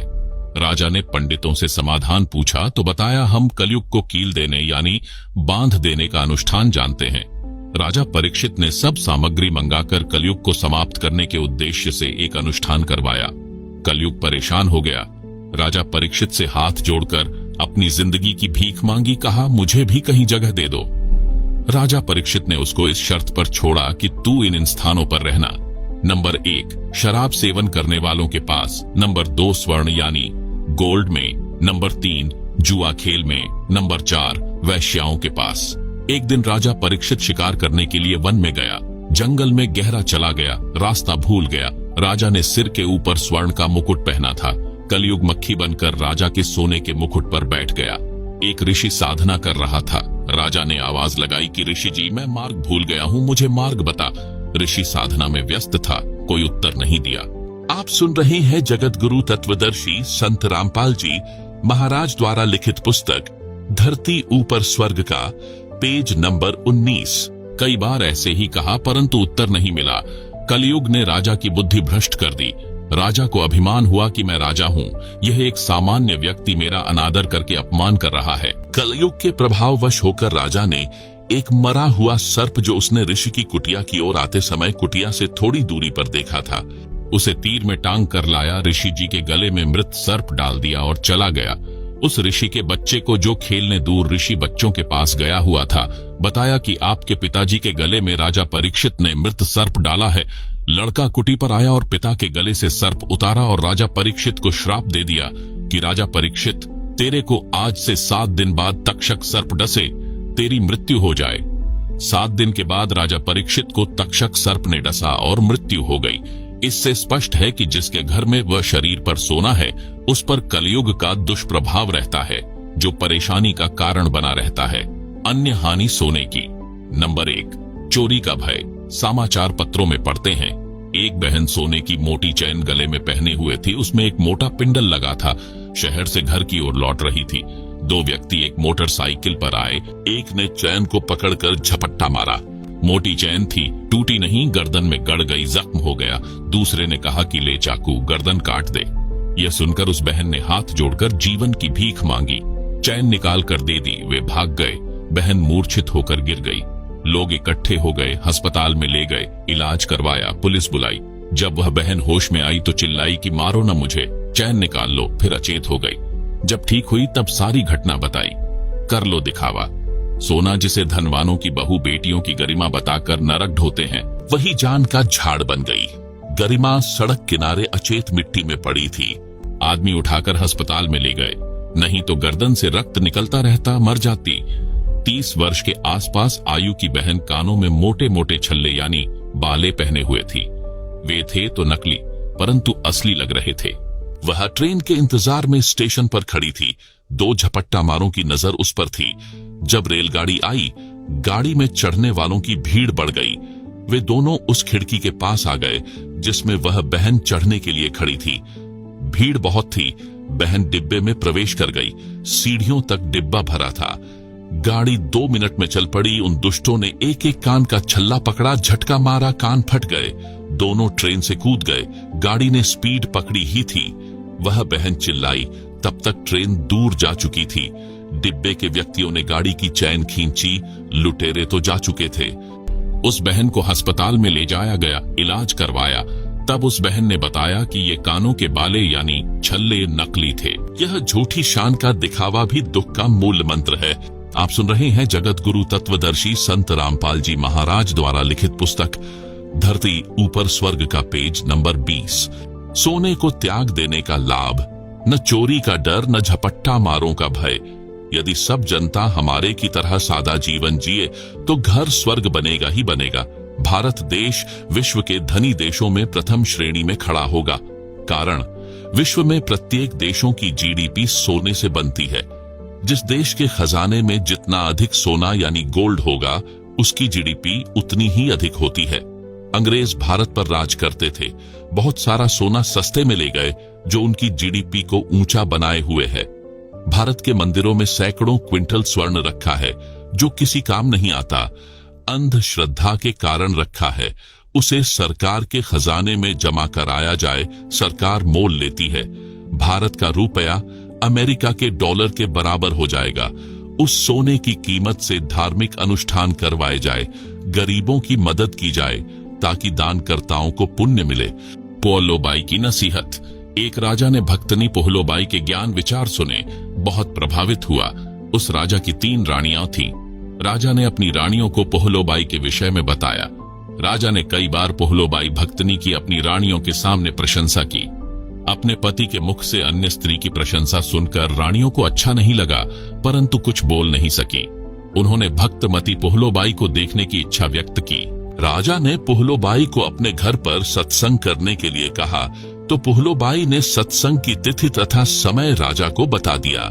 सत्संग के दिन रानियों ने अति सुंदर कीमती वस्त्र पहने तथा सब आभूषण पहने। अपनी सुंदरता दिखाने के लिए कोई कसर नहीं छोड़ी। रानियों ने सोचा था कि पोहलो बहुत सुंदर होगी। भक्तमती पोहलो राजा के घर आई। उसने खद्दर का मैला सा वस्त्र धारण कर रखा था। हाथ में माला थी, चेहरे का रंग भी साफ नहीं था। भक्तमती पोहलो को देखकर तीनों रानियां खिलखिलाकर हंसने लगी और बोली कि यह है वह पोहलो। हमने तो सोचा था कि बहुत सुंदर होगी। उनकी बात सुनकर भक्तमती पोहलोबाई ने कहा कि वस्त्र आभूषण तन की शोभा, यह तन कांचो भांडो। भक्ति बिना बनोगी कुतिया, राम भजो न रांडो। भावार्थ, सुंदर वस्त्र तथा आभूषण शरीर की शोभा बढ़ाते हैं। यह शरीर नाशवान है जैसे कच्चा घड़ा होता है। यह शरीर क्षणभंगुर है, न जाने किस कारण से, किस आयु में और कब कष्ट हो जाए, कोढ़ लग जाए। यदि भक्ति नहीं की तो अगले जन्म में कुतिया का जन्म पाओगी, फिर निवस्त्र भटकती फिरोगी। इसलिए कहा है रांडो अर्थात स्त्रियों भक्ति करो। रांड शब्द विधवा के लिए प्रयोग होता है, परंतु सामान्य रीति में स्त्रियां अपनी प्रिय सखियों को प्यार से संबोधित करने में यानी प्यार भरी गाली के साथ प्रयोग किया करती। अब शिक्षित होने पर यह शब्द प्रयोग नहीं होता। भक्तमती पोहलोबाई ने सत्संग सुनाया। कबीर परमेश्वर जी की साखियां सुनाई। कबीर, हरि के नाम बिना नारी कुतिया होए, गली गली भौंकत फिरे, टूक ना डाले कोय। कबीर, राम रटत कोड़ी भलो, चू चू पड़े जो चाम, सुंदर देही किस काम की, जा मुख नाही नाम। आप सुन रहे हैं जगत गुरु तत्वदर्शी संत रामपाल जी महाराज द्वारा लिखित पुस्तक धरती ऊपर स्वर्ग का पेज नंबर 21। कबीर, नहीं भरोसा देही का, विनश जाए छिन माही, श्वास उश्वास में नाम जपो और यत्न कुछ नाही। कबीर, श्वास उश्वास में नाम जपो, व्यर्था श्वास मत खो, न जाने इस श्वास का आवन हो के ना हुए। गरीब सर्व सोने की लंका थी, रावण से रणधीरम, एक पलक में राज्य गया, जम के पड़े जंजीरम। गरीब मर्द गर्द में मिल गए, रावण से रणधीरम, कंस केसी चाणूर से हिरणाकुश बलबीरम। गरीब तेरी क्या बुनियाद है, जीव जन्म धरी लेत, दास गरीब हरि नाम बिन खाली रह जा खेत। शब्दार्थ, कबीर परमेश्वर जी ने अध्यात्म का विधान बताया है। कहा है कि जो स्त्री भक्ति नहीं करती वह अगले जन्म में कुतिया का जीवन प्राप्त करके गली गली भौंकती फिरती है। कोई उसको भोजन का ग्रास भी नहीं डालता। मानव जीवन में सब भोजन समय पर मिल रहा था। भक्ति न करने से यह दशा होगी। परमात्मा की भक्ति कुष्ठ रोगी यानी जिसके शरीर की खाल भी कट कट कर गिर रही है, उससे रक्त निकल कर गिर रहा है, भी करता है तो बहुत अच्छा है। भक्ति करने से उसका कुष्ठ रोग भी ठीक हो जाएगा, भविष्य भी उज्जवल होगा। जो भक्ति नहीं करता वह चाहे सुंदर शरीर वाला भी क्यों न हो, उसका सुंदर स्वस्थ शरीर किसी काम का नहीं है। इस मानव शरीर का कोई विश्वास नहीं है कि यह कब तथा किस कारण से नष्ट हो जाए। इसे बचाकर नहीं रखा जा सकता। इसका एक उपाय है, भक्ति करो। इतना स्मरण करो कि एक श्वास भी नाम के जाप बिना खाली ना जाए। श्वास छोड़ते समय तथा लेते समय प्रत्येक श्वास में नाम जपो। श्वास को नाम के जाप बिना व्यर्थ न खो। इस श्वास का ज्ञान नहीं है, ये अंदर गया है तो बाहर आएगा कि नहीं आएगा। इसलिए गफलत न करके भक्ति में लग जाओ। यदि आपके पास धन है और सुविधाएं भी हैं, इनके कारण भक्ति करना न भूलना। श्रीलंका के राजा रावण के पास अत्यधिक धन था। उसने स्वर्ण के मकान बना रखे थे और स्वयं भी योद्धा था। परंतु श्री रामचंद्र के साथ युद्ध हुआ, मारा भी गया और स्वर्ण भी लूट लिया गया, राज्य भी गया। यह सब एक पलक में हो गया, यानी राम जी के तीर से मारा गया। कुछ ही समय में सब कुछ नष्ट हो गया तथा यम के दूत यानी मृत्यु देवता के नौकर उस रावण को जंजीरों में बांध कर ले गए, नरक में डाला गया। रावण जैसे मर्दाने यानी शूरवीर मिट्टी में मिल गए तथा मथुरा का राजा कंस, उसका प्रसिद्ध पहलवान छांडूर, कंस का नौकर केशी रूपधारी राक्षस तथा हिरण्यकशिपु जैसे बलवान भी भक्ति बिना जीवन व्यर्थ कर गए। हे सामान्य प्राणी, तेरी क्या बुनियाद है, यानी तू किस आधार से बचेगा? तू कर्मों के अनुसार भिन्न भिन्न जीवों के शरीर धारण कर लेता है। संत गरीबदास जी ने परमेश्वर कबीर जी के बताए ज्ञान से कहा है कि भक्ति न करने से तेरे को ऐसी हानि होगी जैसे किसान खेत में बीज न बोने से भूखा मरता है, उसे कोई लाभ नहीं होता। भक्तनी पोहलो ने इस संसार की वास्तविकता बताई तथा भक्ति बिना होने वाले कष्ट बताए। छोटे से राज्य के टुकड़े को प्राप्त करके आप इतना गर्व कर रहे हो, यह व्यर्थ है। लंका के राजा रावण ने सोने यानी गोल्ड के मकान बना रखे थे। सत्य भक्ति न करने से राज्य भी गया, स्वर्ण भी यहीं रह गया, नरक का भागी बना। राजा रानियों ने उपदेश लेकर भक्ति की तथा जीवन धन्य बनाया। आप सुन रहे हैं जगत गुरु तत्वदर्शी संत रामपाल जी महाराज द्वारा लिखित पुस्तक धरती ऊपर स्वर्ग का पेज नंबर 22। महाकष्ट मोल लेते हैं। एक व्यक्ति ने दीक्षा लेने के बाद बताया कि मेरे साले ने लड़की का रिश्ता करना था। लगभग 10 लाख के सोने गोल्ड के आभूषण बनवाए, कीमती सामान, कपड़े, फ्रीज, एसी, मोटरसाइकिल, सिलाई की मशीन आदि लाकर रखे, जो कानून से बचने के लिए लड़के वालों के घर विवाह से 1 महीना पहले देकर आने थे, क्योंकि विवाह के समय नहीं दे ले सकते, कानूनी गलत है। जिस दिन भेजने थे उसी रात्रि में 10-12 व्यक्ति आए, 4 व्हीलर ले रखा था, सारा सामान लाद ले गए। घर वालों ने सोचा कि मंगत राम, साले का नाम, सामान लेकर जा रहा है। सब सोते रहे। सुबह मंगत राम उठा तो घर खाली था। पता चला तो पेट पकड़कर बैठ गया। भेद भी नहीं लगा। घर गांव से बाहर की ओर था। गांव का अंतिम घर था। कर्ज लिया, इतना ही सामान फिर लाया, हाथों हाथ आगे पहुंचाया। यह गलत रीति रिवाज के कारण महाकष्ट मोल ले रखा है। ऐसी ऐसी अनेकों घटना होती हैं। यह दुख सब पुराने रीति रिवाजों, परंपराओं की देन है जो हमने स्वयं लाद रखा है। हम यानी संत रामपाल जी के अनुयायी इसको नहीं लादते। बेटी का विश्वास परमात्मा पर दृढ़ करते हैं, जो सत्य भी है। हमारी बेटियों तथा बेटों में परमात्मा के संविधान की पूर्ण रूप से समझ है। संत गरीबदास जी, गांव छुड़ानी, जिला झज्जर वाले ने कहा है, तुमने उस दरगाह का महल नहीं देखा, धर्मराय के तिल तिल का लेखा। अर्थात संत गरीबदास जी ने कहा है कि आपने धर्मराय यानी परमात्मा का न्यायाधीश का महल यानी न्यायालय नहीं देखा, जहां पर एक एक तिल यानी दाने दाने, पैसे पैसे का लेखा, अकाउंट होता है। एक कथा जो सब शंकाओं का समाधान कर देती है। कृपया सुने यह कहानी। एक लेवा एक देवा दूतम, कोई किसी का पिता न पूतम। एक किसान के घर एक पुत्र उत्पन्न हुआ। पुत्र 8 वर्ष का हुआ तो पत्नी की मृत्यु हो गई। किसान के पास 16 एकड़ जमीन थी। कुछ वर्ष पश्चात किसान ने दूसरी शादी की। उस पत्नी से भी एक पुत्र उत्पन्न हुआ। कुछ वर्ष पश्चात उस पत्नी की भी मृत्यु हो गई। किसान का प्रथम पत्नी वाला पुत्र 16 वर्ष का हुआ। उसका विवाह कर दिया। किसान की भी मृत्यु हो गई। छोटा लड़का 10-12 वर्ष की आयु में रोगी हो गया। कुछ दिन उपचार कराया, फिर बड़े भाई यानी मौसी का बेटा ने तथा उसकी पत्नी ने विचार किया कि उपचार पर क्यों खर्च किया। यदि मर गया तो इसके हिस्से के 8 एकड़ जमीन अपने पास रह जाएगी। यह विचार करके पड़ोस के गांव से जो वैद्य उपचार के लिए आता था उससे कहा कि इस लड़के को औषधि में विष मिलाकर दे दो, हम आपको धन दे देंगे। 500 रुपये के लालच में वैद्य ने उस लड़के को औषधि में विष खिलाकर मार दिया। गांव वालों को बताया गया कि रोग के कारण मृत्यु हो गई। किसी को शंका नहीं हुई, बच्चे की मृत्यु रोग के कारण हुई मान ली।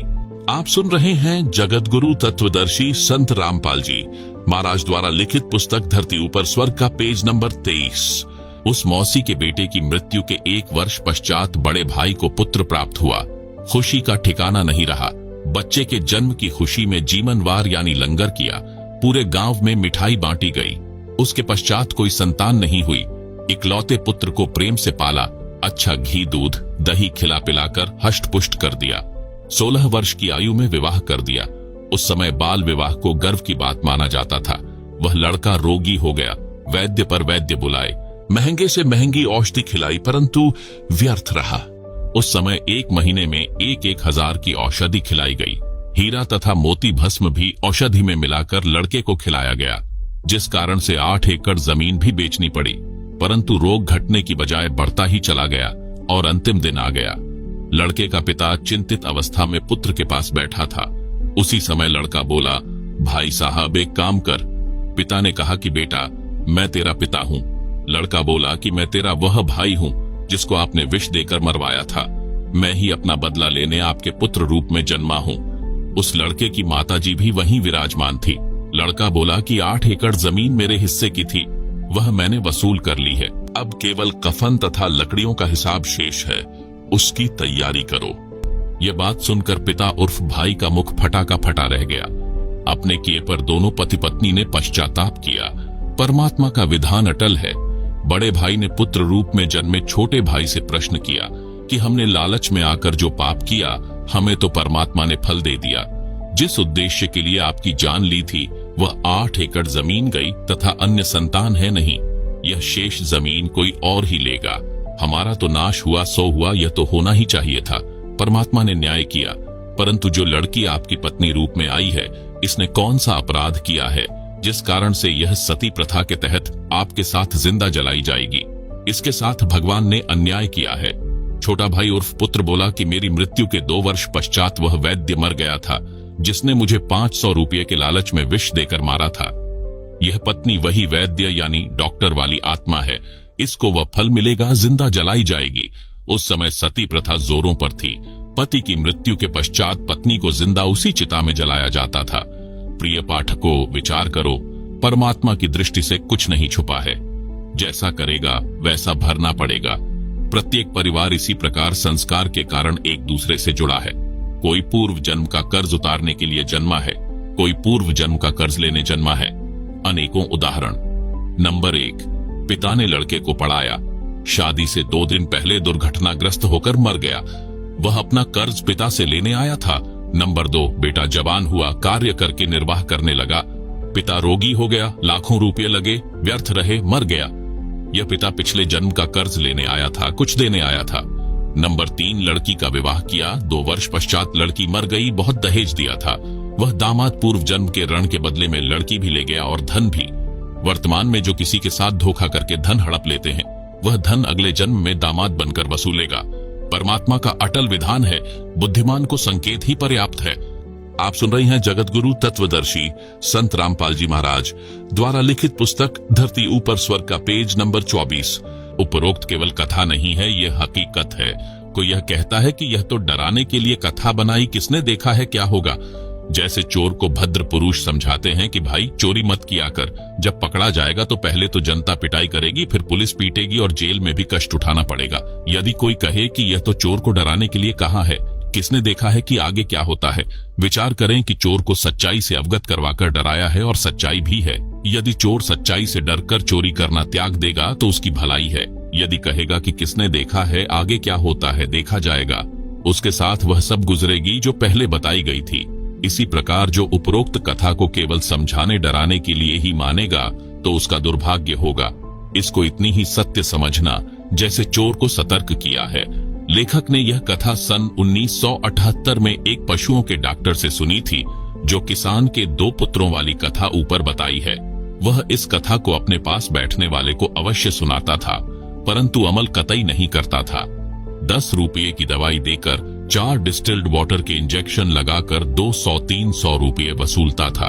फिर शाम को मिलता तो अपने कारनामे भी बताता था कि यदि कम रुपये लूंगा तो भैंस वाला यह समझेगा कि अच्छी दवाई नहीं दी। भैंस को स्वस्थ तो 10 रुपये की दवाई से ही हो जाना था। विचार करें कि ऐसे व्यक्तियों की कथनी और करनी में अंतर है, तो उनके द्वारा सुनाई इन कथाओं का अन्य पर कैसे प्रभाव होगा। गरीब करनी तज कथनी कठे, अज्ञानी दिन रात, कुत्ते ज्यों भौंकत फिरे, सुनी सुनाई बात। संत गरीबदास जी ने कहा है कि जो ज्ञान की बातों के अनुसार क्रिया नहीं करते, जो अन्य को सुनते हैं, वे अज्ञानी व्यर्थ में कुत्ते की तरह सुनी सुनाई बातें बकते रहते हैं। ये बातें कहन सुनन की नहीं है, कर पाड़ने की है, यानी इन पर अमल करना चाहिए। परमात्मा के विधान को समझकर निर्मल जीवन यापन करें। जीवन की राह को कांटों रहित बनाए। परंपराओं का भार कम करो। बोझा लाद कर सफर तय नहीं किया जा सकता। सत्संग से घर की कलह समाप्त होती है। एक माई अपनी पुत्र वधू पर बात बात पर क्रोध करती थी। छोटी छोटी गलतियों को बढ़ा चढ़ाकर अपने पुत्र से कहती। पुत्र अपनी पत्नी को धमकाता। इस प्रकार घर नरक बना हुआ था। पुत्र वधू अपनी सासू माँ से कभी कभी कहती थी कि आप सत्संग जाया करो। अपनी पड़ोसन भी जाती है। सासू माँ बोली कि सत्संग में तो आई गई, यानी बदचलन स्त्रियां जाती हैं जिनका संसार में सम्मान नहीं होता, जो अच्छे कुल की नहीं है। हम खानदानी हैं, हमारा क्या काम सत्संग में। ऐसे पुत्र वधू ने कई बार कोशिश की, परंतु माई मानने को तैयार नहीं होती। एक दिन गांव की स्त्री किसी कार्यवश उनके घर आई तो सास अपनी पुत्र वधू को गालियां दे रही थी, धमका रही थी कि आने दे तेरे खसम को, आज तेरी खाल उतरवाऊंगी। बात क्या थी कि गिलास में चाय रखी थी, जो सास के लिए डालकर पुत्र वधू बच्चे को लेने अंदर चली गई थी, जो सोया था, जागने पर रो रहा था। आप सुन रहे हैं जगत गुरु तत्वदर्शी संत रामपाल जी महाराज द्वारा लिखित पुस्तक धरती ऊपर स्वर्ग का पेज नंबर 25। उस बच्चे को उठाकर लाने में 1 मिनट भी नहीं लगी थी कि इसी बीच में कुत्ता आया और चाय के गिलास में जीभ मारने लगा। गिलास गिर गया, चाय पृथ्वी पर बिखर गई। सासू माँ आंगन में उस गिलास से मात्र 20 फुट की दूरी पर चारपाई पर बैठी थी। हट्टी कट्टी थी, खेतों में सैर करके आती थी, परंतु काम के हाथ नहीं लगाती थी।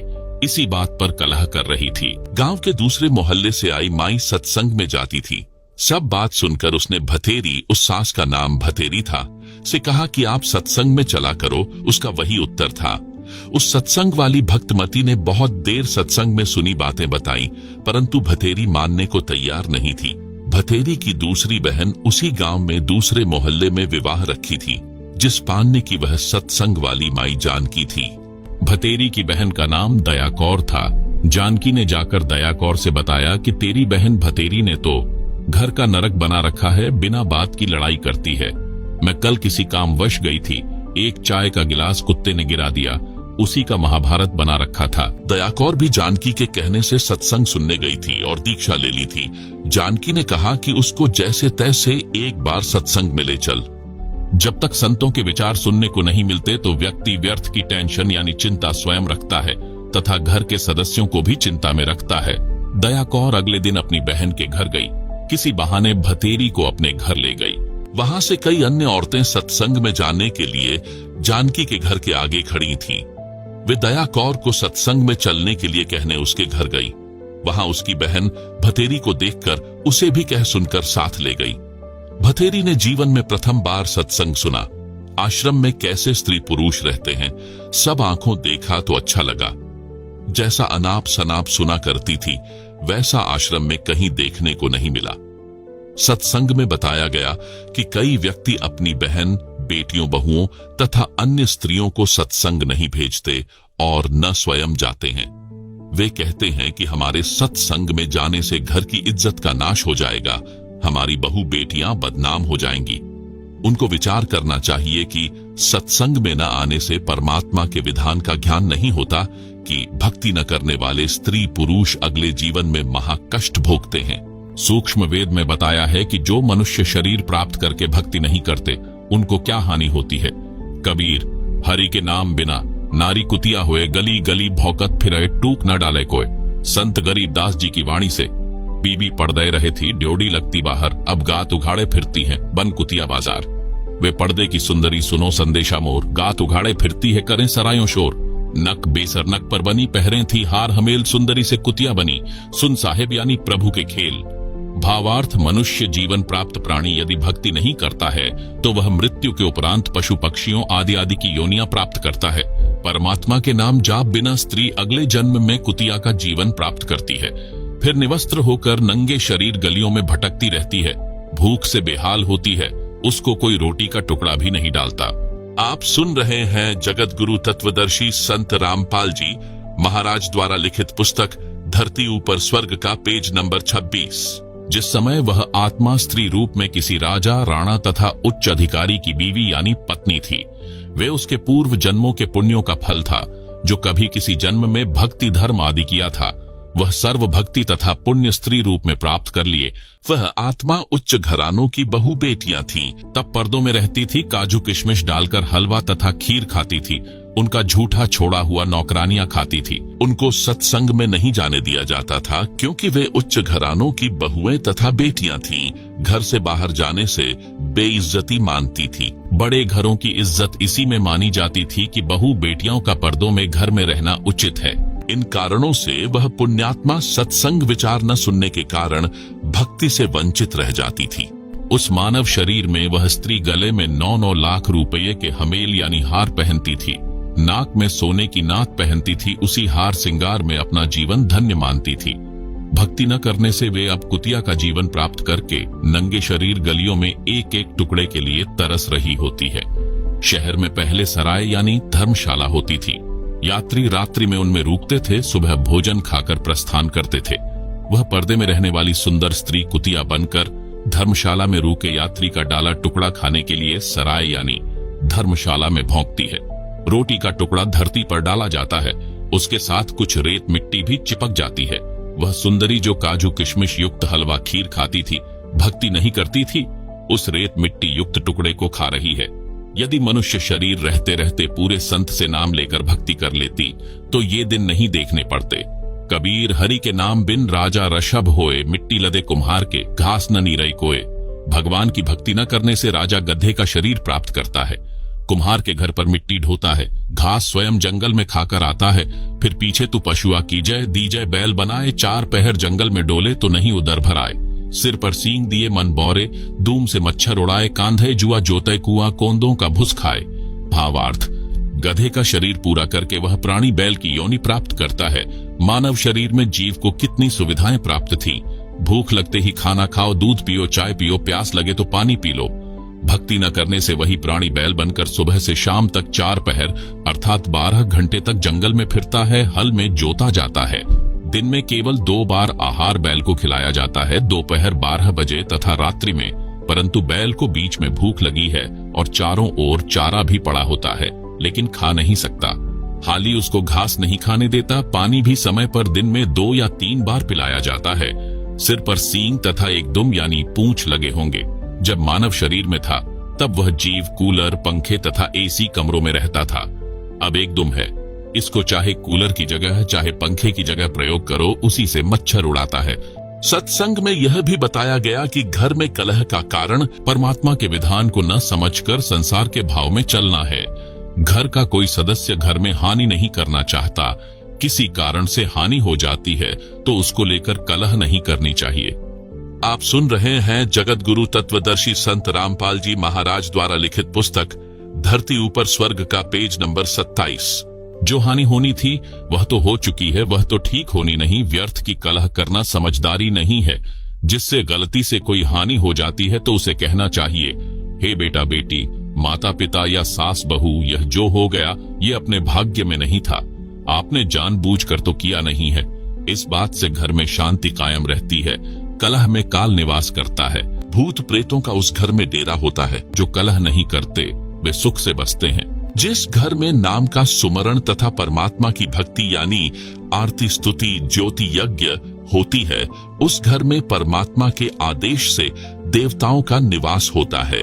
सत्संग सुनकर सब अपने अपने घर चली गई। सत्संग दिन के 12 बजे से 2 बजे तक हुआ था। पुत्रवधू को पता नहीं था कि सासू मां सत्संग में गई थी।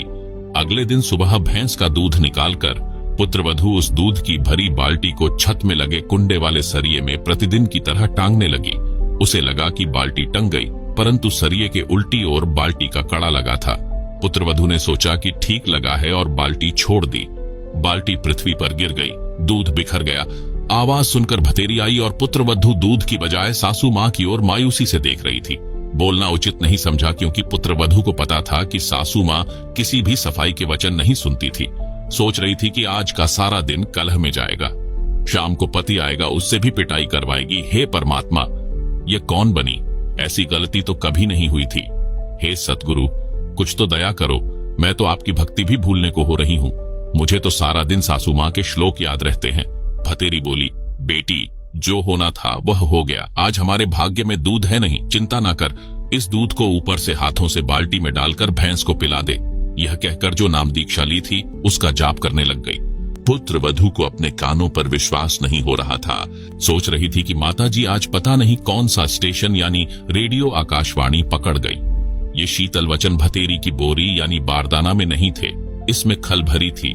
आसपास से निकलती थी, तब भी बड़बड़ की झल निकलती थी। पुत्रवधू का नाम निशा था। वह सोच रही थी कि निशा, आज रात्रि में तेरी बुरी होगी दशा। निशा की सोच थी कि मेरे पति को बताएगी। वह माता की बात सुनकर मेरी कुछ नहीं सुनता। अच्छी बुरी कहेगा, सारा दिन और रात्रि रोने में जाएगी। निशा ने धरती पर पड़ा दूध बाल्टी में डालकर भैंस को पिला दिया। बाल्टी धोकर रख दी। भतेरी आई और बोली कि बेटी, रोटी खा ले, चिंता मत कर। बेटी, मैं कल मेरी बहन दया कौर के साथ दिन में सत्संग में गई थी। मेरी तो आंखें खुल गईं। मैं तो बहुत कल्हारी बनी हुई थी। बेटी, हो सके तो क्षमा कर देना। पीछे हुआ सो हुआ, आगे से अपनी बेटी को पलकों पर रखूंगी। मेरी असली बेटी तो तू है। जन्मी बेटी तो अगलों की थी, वह चली गई। अपना दुख सुख साझा है। मेरी तो एक दिन के सत्संग ने ही आंखें खोल दी। बेटी, अगले रविवार को आप भी चलना, मैं भी चलूंगी। धीरे धीरे बेटे यानी निशा के पति को भी ले चलेंगे। लड़के ने भी दीक्षा ले ली। घर स्वर्ग बन गया। आप सुन रहे हैं जगत गुरु तत्वदर्शी संत रामपाल जी महाराज द्वारा लिखित पुस्तक धरती ऊपर स्वर्ग का पेज नंबर 28। विवेचन। इस पुस्तिका में सर्वप्रथम बताया गया है कि कर्म से सुख व कर्म से दुख होता है। पूर्व के जन्मों में किए अच्छे बुरे कर्मों के कारण सुख यानी स्वर्ग तथा दुख यानी नरक होता है। दुख का कारण पाप होता है। जैसे पैर में कांटा लग जाता है तो पीड़ा होती है। पीड़ा कांटे के कारण होती है। यदि कांटा निकाल दिया जाए तो दर्द बंद हो जाता है, क्योंकि दुख कांटे के कारण था। इसी प्रकार पूर्ण परमात्मा कबीर जी की भक्ति करने से पाप नाश यानी समाप्त हो जाता है। जीव सुखी हो जाता है। वह भक्ति करने की विधि व मंत्र दास के पास है, जिससे आपको परमात्मा सुखी कर देगा। साधक का पाप नष्ट हो जाएगा, घर स्वर्ग बन जाएगा। वेदों में प्रमाण। वेद भी इस बात के गवाह हैं। प्रमाण के लिए यजुर्वेद अध्याय 8 के मंत्र 13 की फोटोकॉपी दी गई है, जिसे आप पुस्तक में देख व पढ़ सकते हैं, जिसका अनुवाद आर्य समाज प्रवर्तक महर्षि दयानंद सरस्वती जी द्वारा किया गया है। अनुवादक ने परमात्मा को सबका उपकारक मित्र कहा है। वास्तव में सच्चा साथी परमात्मा ही है। जिंदे जी भी साथी, मृत्यु के बाद भी मित्र रहता है। इस संसार के सब नाते यहीं तक हैं। इस वेद मंत्र में स्पष्ट है कि अपने भक्त भक्तमति के एनसह यानी घोर से घोर पाप को भी परमात्मा नाश यानी खत्म कर देता है, जिससे सुख प्राप्त होता है। भक्ति करने से दुख समाप्त हो जाते हैं, कार्य सिद्ध होते हैं। जैसे पहले जमाने में हाथ से चक्की चलाते, हाथ से पशुओं का चारा यानी सानी काटते थे। अब बिजली से चलने वाली चक्की है तथा बिजली से चलने वाले गंडा से यानी मशीन से सानी यानी चारा काटते हैं। कितना आसान हो गया। इसी प्रकार परमात्मा कबीर जी यानी परम अक्षर ब्रह्म की भक्ति करने से भक्त भक्तमति के सब कार्य आसान हो जाते हैं। घर स्वर्ग बन जाता है। जन्म मृत्यु का चक्र सदा के लिए समाप्त हो जाता है। आप सुन रहे हैं जगत गुरु तत्वदर्शी संत रामपाल जी महाराज द्वारा लिखित पुस्तक धरती ऊपर स्वर्ग का पेज नंबर 29। प्रश्न, मृत्यु भोज के विषय में आपके क्या विचार हैं? उत्तर, यह व्यर्थ है, हम नहीं करते। अब तो बुद्धिमान मानव समाज भी इस पर प्रतिबंध लगाने लगा है। कबीर साहिब जी की वाणी में बताया है कि कबीर जीवित बाप गेल लट्ठम लट्ठा मुंह ये गंग पहुंचावे, अर्थात अपने पिता व माता जी के साथ जिंदे जी को उलट सुलट बोलते हैं। सब नहीं, अधिकतर मरने के पश्चात उसकी जली हुई हड्डियों को राख समेत उठाकर पुरोहित के माध्यम से गंगा के जल में प्रवाह करने जाते हैं। फिर उसका काज यानी मृत्यु भोज करते हैं। वह व्यर्थ है। अपने माता पिता को जीवित रहते खिलाओ पिलाओ, अच्छा कपड़ा पहनाओ, प्यार दो। यदि धर्म यज्ञ करना है तो उसके जीवित रहते शास्त्रानुसार कराओ, गुरु बनाओ, मानव जीवन सफल होगा। कबीर गुरु बिन माला फेरते, गुरु बिन देते दान, गुरु बिन दोनों निष्फल हैं, पूछो वेद पुराण। कबीर रामकृष्ण से कौन बड़ा, उन्होंने भी गुरु कीन्ह, तीन लोक के वे धनी, गुरु आगे आधीन। अर्थात गुरु बनाए बिना दान करना, नाम जाप करना व्यर्थ है। आप हिंदू जन श्री कृष्ण जी व श्री रामचंद्र जी से बड़ा किसी को नहीं मानते, उन्होंने भी गुरु बनाए। श्री राम जी ने वशिष्ठ ऋषि को गुरु बनाया तथा श्री कृष्ण जी ने ऋषि दुर्वासा जी को गुरु बनाया। ऋषि संदीपनी जी श्री कृष्ण जी के अक्षर गुरु यानी शिक्षक थे। ऋषि दुर्वासा आध्यात्म के गुरु थे। क्या आप राम व कृष्ण जी से बड़े हो जो गुरु नहीं बनाते हो? गुरु पूर्ण होना अनिवार्य है, फिर दान धर्म करना लाभदायक है। प्रसंग धरती ऊपर स्वर्ग का चल रहा है। आप जी से निवेदन है कि इस पुस्तक को दिल थामकर श्रद्धा के साथ पढ़कर समझकर मुझदास यानी लेखक के आश्रमों में या नामदान केंद्र में आए और शास्त्रोक्त साधना लेकर अपना तथा परिवार का निशुल्क कल्याण करवाएं। धरती ऊपर ही स्वर्ग का एहसास करें। यदि इस पुस्तक को पढ़कर फिर भी लोकलाज के कारण इस दलदल में धंसा रहता है, समझदारी नहीं है। जैसे सती प्रथा थी, पति की मृत्यु हो जाती थी तो लोकलाज व कुप्रथा के कारण जवान पत्नी को भी जिंदा जलना पड़ता था। राजा भी इस प्रथा की मार से नहीं बचते थे। महाभारत ग्रंथ में प्रकरण है कि राजा पांडु की मृत्यु के पश्चात रानी माद्री उनके साथ सती हुई थी, यानी जिंदा जलकर मरी थी। राजा पांडु की दो पत्नियां थीं, कुंती तथा माद्री।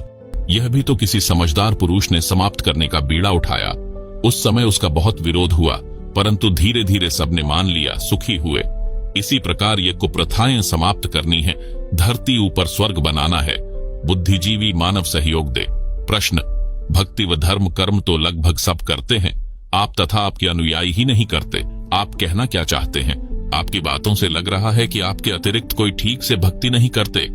आप सुन रहे हैं जगत गुरु तत्वदर्शी संत रामपाल जी महाराज द्वारा लिखित पुस्तक धरती ऊपर स्वर्ग का पेज नंबर 30।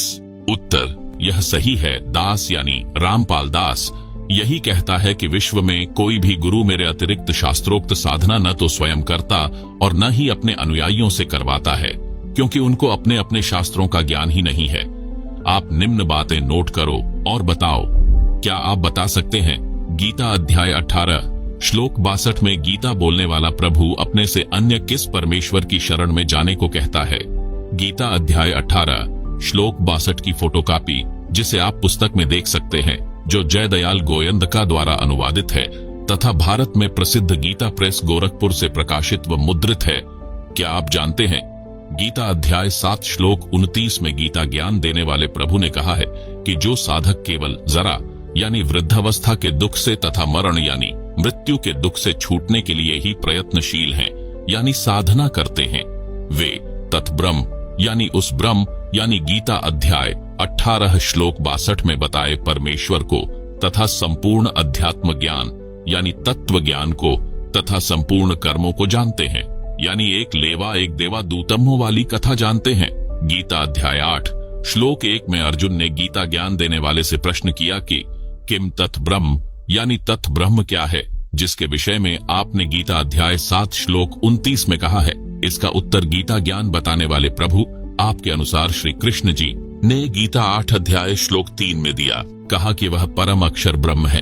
फिर इसी प्रसंग को आगे बढ़ाते हुए गीता ज्ञान देने वाले ने गीता के इसी अध्याय 8 के श्लोक 5 से 7 तथा श्लोक 8, 9, 10 में स्पष्ट कर दिया है कि जो पुरुष अंत काल में मुझको ही स्मरण करता हुआ शरीर को त्याग कर जाता है, वह मेरे साक्षात रूप को प्राप्त होता है। इसमें कुछ भी संशय नहीं है। गीता अध्याय 8 श्लोक 5। हे कुंती पुत्र अर्जुन, अंत काल में मनुष्य यानी साधक जिस भी भाव को यानी ईष्ट को स्मरण करता हुआ शरीर का त्याग करता है, उस भाव को ही प्राप्त होता है, क्योंकि वह सदा उसी के भाव से भावित हो रहा है। गीता अध्याय 8 श्लोक 6। आप सुन रहे हैं जगत गुरु तत्वदर्शी संत रामपाल जी महाराज द्वारा लिखित पुस्तक धरती ऊपर स्वर्ग का पेज नंबर 31। इसलिए हे अर्जुन, तू सब समय में निरंतर मेरा स्मरण कर और युद्ध भी कर। इस प्रकार मुझ में समर्पित भाव से युक्त होकर तू निसंदेह मुझको ही प्राप्त होगा। गीता अध्याय 8 श्लोक 7। हे भद्र पुरुष, इन उपरोक्त श्लोकों में तो गीता ज्ञान देने वाले ने अपनी भक्ति करने को कहा है, जिससे उसी को प्राप्त होता है। फिर गीता अध्याय 8 के ही श्लोक 8, 9, 10 में उस परम अक्षर ब्रह्म की भक्ति करने को कहा, जिसके विषय में ऊपर बताया है। गीता अध्याय 8 श्लोक 8, 9, 10। हे पार्थ, परमेश्वर के यानी परम अक्षर ब्रह्म के अभ्यास रूप योग से युक्त दूसरी ओर न जाने वाले चित्त से निरंतर चिंतन करता हुआ मनुष्य परम दिव्य परमेश्वर यानी परम अक्षर ब्रह्म को ही प्राप्त होता है। गीता अध्याय 8 श्लोक 8। श्रीमान जी, ध्यान देना, इस श्लोक 9 में गीता बोलने वाले प्रभु आपके अनुसार श्री कृष्ण जी ने यह भी स्पष्ट कर दिया है कि वही सर्वस्य धातारम यानी सबका धारण पोषण करने वाला है, जो इस प्रकार है, जो अनादि सबके नियंता, सूक्ष्म से अति सूक्ष्म सबके धारण पोषण करने वाले अचिंत्य स्वरूप सूर्य के सदृश प्रकाशमान अज्ञान से अति परे शुद्ध सच्चिदानंद घन परमेश्वर का स्मरण करता है। गीता अध्याय 8 श्लोक 9। वह भक्ति युक्त पुरुष अंत काल में योग बल से यानी भक्ति की शक्ति से प्राणों यानी श्वासों को भ्रुकुटी के मध्य में अच्छी तरह स्थापित करके फिर निश्चल मन से स्मरण करता हुआ उस यानी मेरे से दूसरे दिव्य पुरुष यानी परम अक्षर ब्रह्म यानी परमेश्वर को ही प्राप्त होता है। हे जेंटलमैन, क्या आपको व आपके धर्म गुरुओं को उस परमेश्वर परम अक्षर ब्रह्म का पता है? वह कौन है जिसकी शरण में जाने से परम शांति तथा सनातन परम धाम यानी सत्यलोक प्राप्त होता है? जेंटलमैन ने कहा, कभी सुना ही नहीं। गीता नित्य पढ़ता हूँ, आज आंखें खुली हैं। गीता अध्याय 7 श्लोक 29। गीता अध्याय 8 श्लोक 1, 3, 5, 6, 7, 8, 9, 10।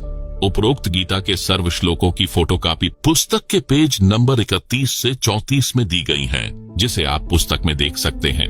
आप सुन रहे हैं जगत गुरु तत्वदर्शी संत रामपाल जी महाराज द्वारा लिखित पुस्तक धरती ऊपर स्वर्ग का पेज नंबर 35।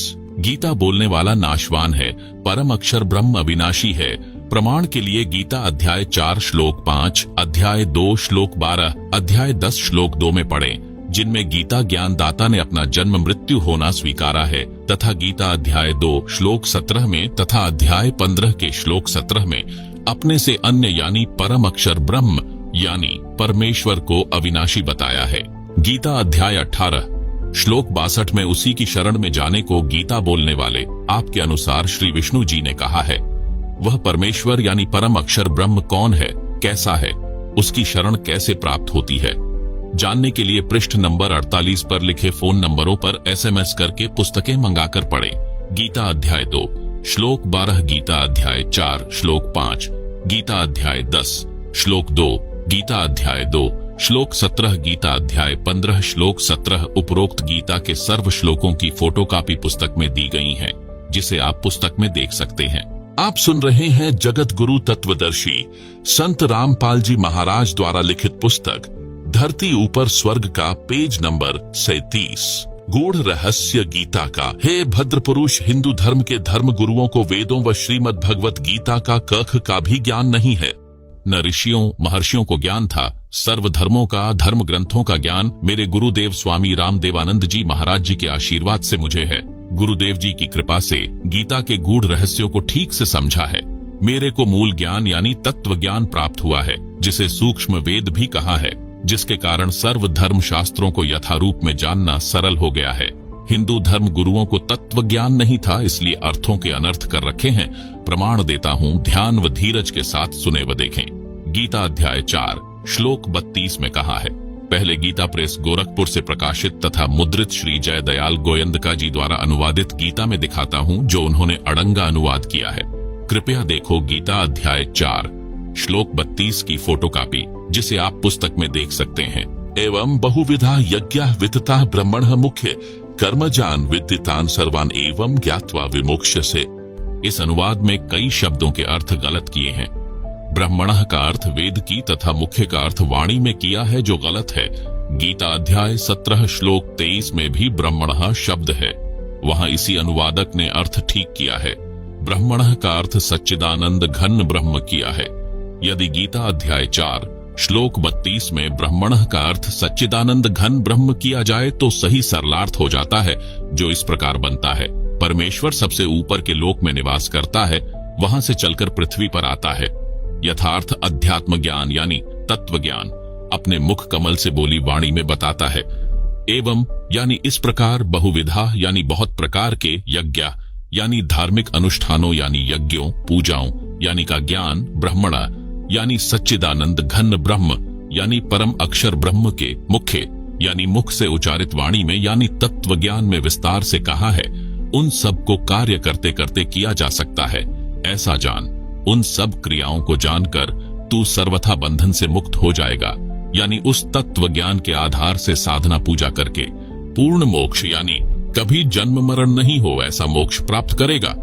आप सुन रहे हैं जगत गुरु तत्वदर्शी संत रामपाल जी महाराज द्वारा लिखित पुस्तक धरती ऊपर स्वर्ग का पेज नंबर 38।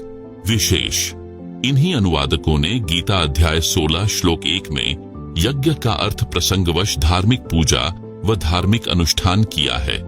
इस गीता अध्याय 4 श्लोक 32 में भी यज्ञ का अर्थ पूजाओं किया जाए तो सरलार्थ सही हो जाता है। अनुवादक ने यज्ञ का अर्थ यज्ञ किया है। यहाँ धार्मिक पूजाओं व अनुष्ठानों करना चाहिए। गीता अध्याय 4 श्लोक 34 का इन्हीं अनुवादकों ने अनुवाद ठीक किया है, जिसमें कहा है कि उस तत्व ज्ञान को तू तत्वदर्शी ज्ञानियों के पास जाकर समझ।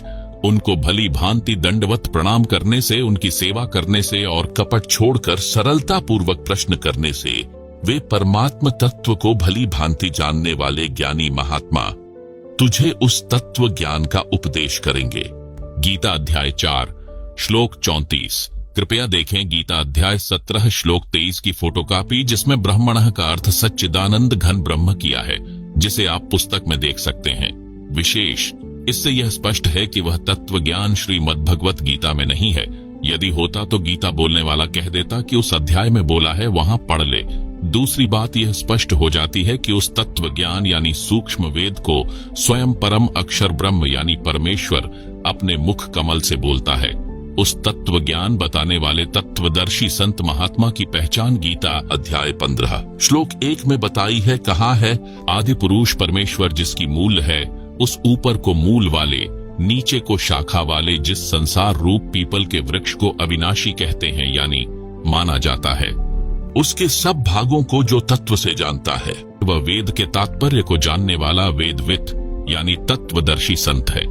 परमेश्वर कबीर जी सबसे ऊपर के लोक सत्यलोक से सशरीर चलकर पृथ्वी पर आए।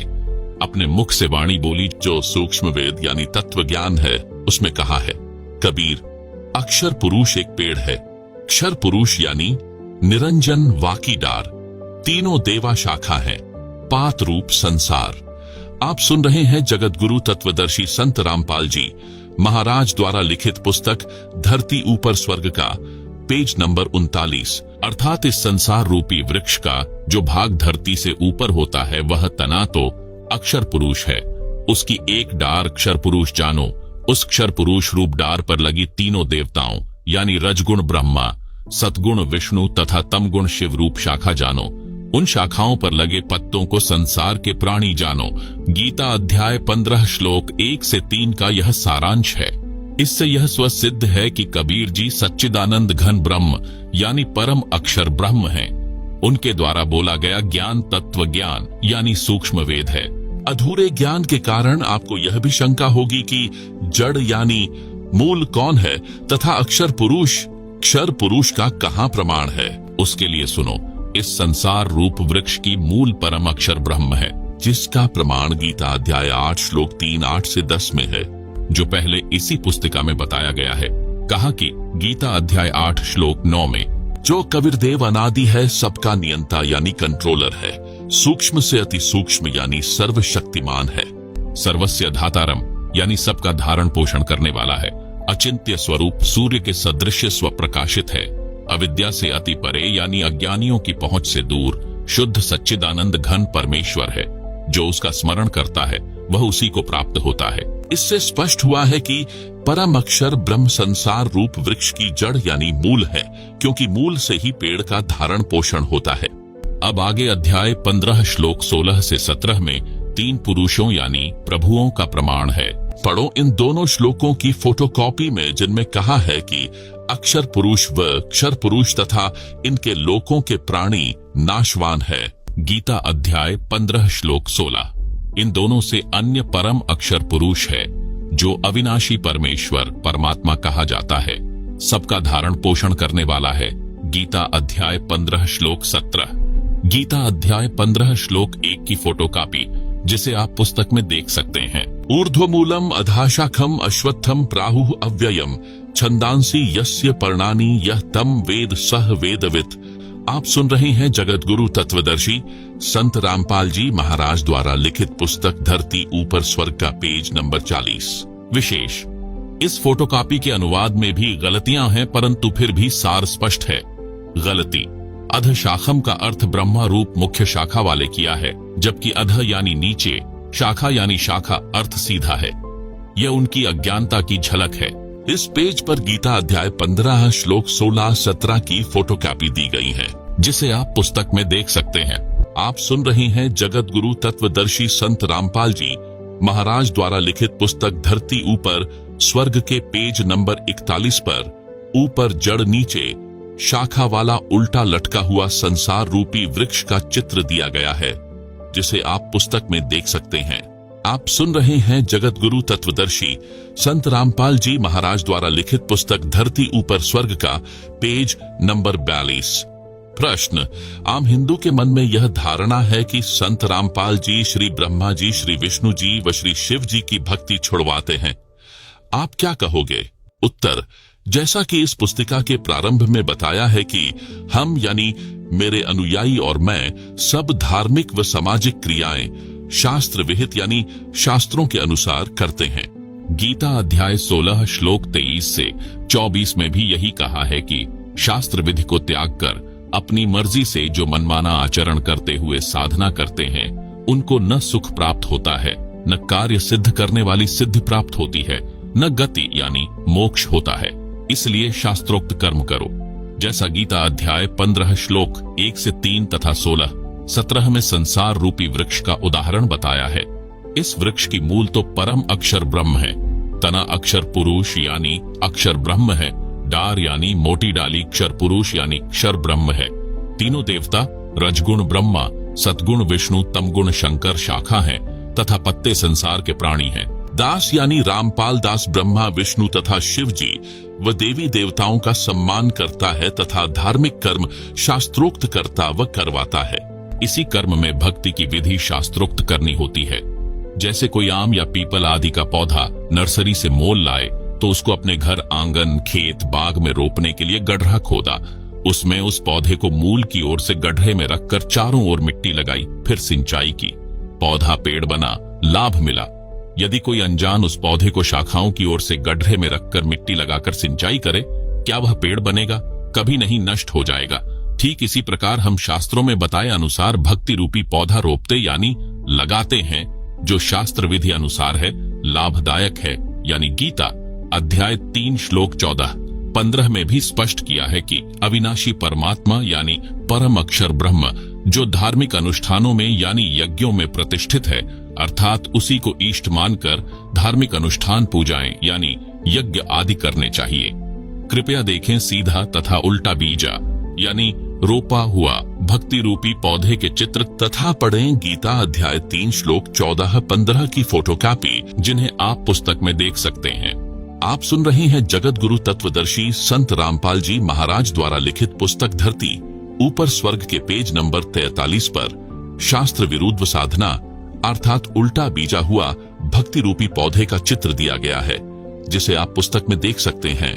आप सुन रहे हैं जगत गुरु तत्वदर्शी संत रामपाल जी महाराज द्वारा लिखित पुस्तक धरती ऊपर स्वर्ग के पेज नंबर 44 पर शास्त्रानुकूल साधना अर्थात सीधा बीजा हुआ भक्ति रूपी पौधे का चित्र दिया गया है, जिसे आप पुस्तक में देख सकते हैं। आप सुन रहे हैं जगत गुरु तत्वदर्शी संत रामपाल जी महाराज द्वारा लिखित पुस्तक धरती ऊपर स्वर्ग का पेज नंबर 45। गीता अध्याय 3 श्लोक 14 अन्नात् भवन्ति भूतानि पर्जन्यात् अन्न संभवः यज्ञात् भवति पर्जन्यः यज्ञः कर्म समुद्भवः। गीता अध्याय 3 श्लोक 15 कर्म ब्रह्मोद्भवम् विद्ये ब्रह्म अक्षर समुद्भवम् तस्मात् सर्वगतम् ब्रह्म नित्यम यज्ञ प्रतिष्ठितम। विशेष गीता अनुवादकों ने इन उपरोक्त श्लोकों के अनुवाद में भी ब्रह्म शब्द का गलत अर्थ वेद किया है, जबकि यहाँ पर ब्रह्म का अर्थ ब्रह्म ही रहना चाहिए, जिसका भावार्थ है कि सब प्राणी अन्न से उत्पन्न होते हैं। अन्न वर्षा से होता है। वर्षा शास्त्र विधि अनुसार किए जाने वाले यज्ञों यानी धार्मिक पूजाओं से होती है। कर्म ब्रह्म यानी काल ज्योति निरंजन यानी क्षर पुरुष से उत्पन्न हुए तथा ब्रह्म को यानी काल ज्योति निरंजन को तू अविनाशी परमात्मा, जिसका वर्णन गीता अध्याय 2 श्लोक 17, गीता अध्याय 8 श्लोक 3, 8 से 10 में तथा गीता अध्याय 15 श्लोक 17 में है। उस परम अक्षर ब्रह्म से उत्पन्न हुआ जान वही परम अक्षर परमात्मा यानी परम अक्षर ब्रह्म जो सर्वव्यापक है, यज्ञों में प्रतिष्ठित है यानी इष्ट रूप में मूल रूप में पूज्य है। कबीर परमेश्वर जी ने सूक्ष्म वेद यानी तत्व ज्ञान में बताया है कि कबीर एकई साधे सब सधै, सब साधे सब जाए, माली सींचे मूल को फूले फले अघाए। अर्थात पौधे की मूल को मिट्टी में गाड़कर सिंचाई करने से पौधे के सब भाग तना डार शाखा तथा पत्ते विकास करेंगे। एक के साधने से सब सध जाएंगे। यदि पौधे को उल्टा बीज यानी रोप कर शाखाओं की सिंचाई करेंगे तो सब नष्ट हो जाएंगे, क्योंकि यह विधि गलत है। आप सुन रहे हैं जगत गुरु तत्वदर्शी संत रामपाल जी महाराज द्वारा लिखित पुस्तक धरती ऊपर स्वर्ग का पेज नंबर 46। इसी प्रकार परम अक्षर ब्रह्म रूप मूल को इष्ट रूप में मानकर पूजा करेंगे तो सब देवता प्रफुल्लित होंगे यानी बढ़ेंगे, यानी उनके पास हमारे धर्म कर्म शास्त्र प्रमाणित संग्रहित यानी जमा हो जाएंगे। वे फिर हमारे कर्मों का फल हमें देते रहेंगे, बिना मांगे देंगे। गीता अध्याय 3 श्लोक 10 से 15 तक यही विस्तार पूर्वक बताया है कि शास्त्र अनुसार साधना भक्ति करके देवताओं यानी वृक्ष की शाखा रूपी देवताओं को बढ़ाओ। शास्त्रोक्त विधि से बढ़ाए हुए देवता तुमको बिना मांगे ही फल देंगे। जैसे पौधा पेड़ बना तो सब तना डार शाखा बढ़ी विकास हुआ, फिर शाखाओं को फल लगेंगे, बिना मांगे ही लगेंगे, यानी शास्त्र विधि अनुसार साधना करने से हमारे धर्म कर्म बनेंगे। वे इन देवताओं ब्रह्मा विष्णु तथा शिव जी के पास जमा होते रहेंगे। ये कर्म फल ही देते हैं, ईमानदारी से देते हैं, बिना मांगे ही देंगे, क्योंकि हमारे शास्त्र अनुसार भक्ति कर्म है। अन्य जो शास्त्र विधि त्याग कर मनमाना आचरण करते हैं उनके कोई धर्म कर्म यानी पुण्य नहीं बनते, उनको कोई लाभ नहीं होता। इसलिए हम परम अक्षर ब्रह्म को इष्ट रूप में प्रतिष्ठित करके शास्त्रोक्त भक्ति करते हैं, जिससे सुख भी मिलता है, सिद्धि की प्राप्ति भी होती है, जिससे कार्य सिद्ध होते हैं तथा गति यानी मुक्ति भी होती है। मैं शास्त्र विधि यानी शास्त्रों के अनुसार भक्ति करने को कहता हूँ, भक्ति छुड़वाता नहीं हूँ। गीता अध्याय 3 श्लोक 10, 11, 12, 13 की फोटो कापियां दी गई हैं, जिन्हें आप पुस्तक में देख सकते हैं। आप सुन रहे हैं जगत गुरु तत्वदर्शी संत रामपाल जी महाराज द्वारा लिखित पुस्तक धरती ऊपर स्वर्ग का पेज नंबर 48।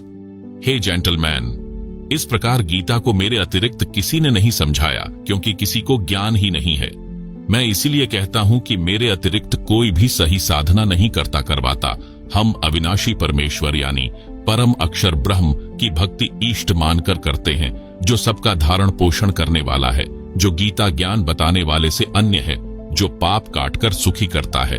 उल्टे लटके संसार रूप वृक्ष के चित्र को तथा उल्टे सीधे भक्ति रूपी पौधों के चित्रों को ध्यान से देखो, सब आसानी से समझ आ जाता है।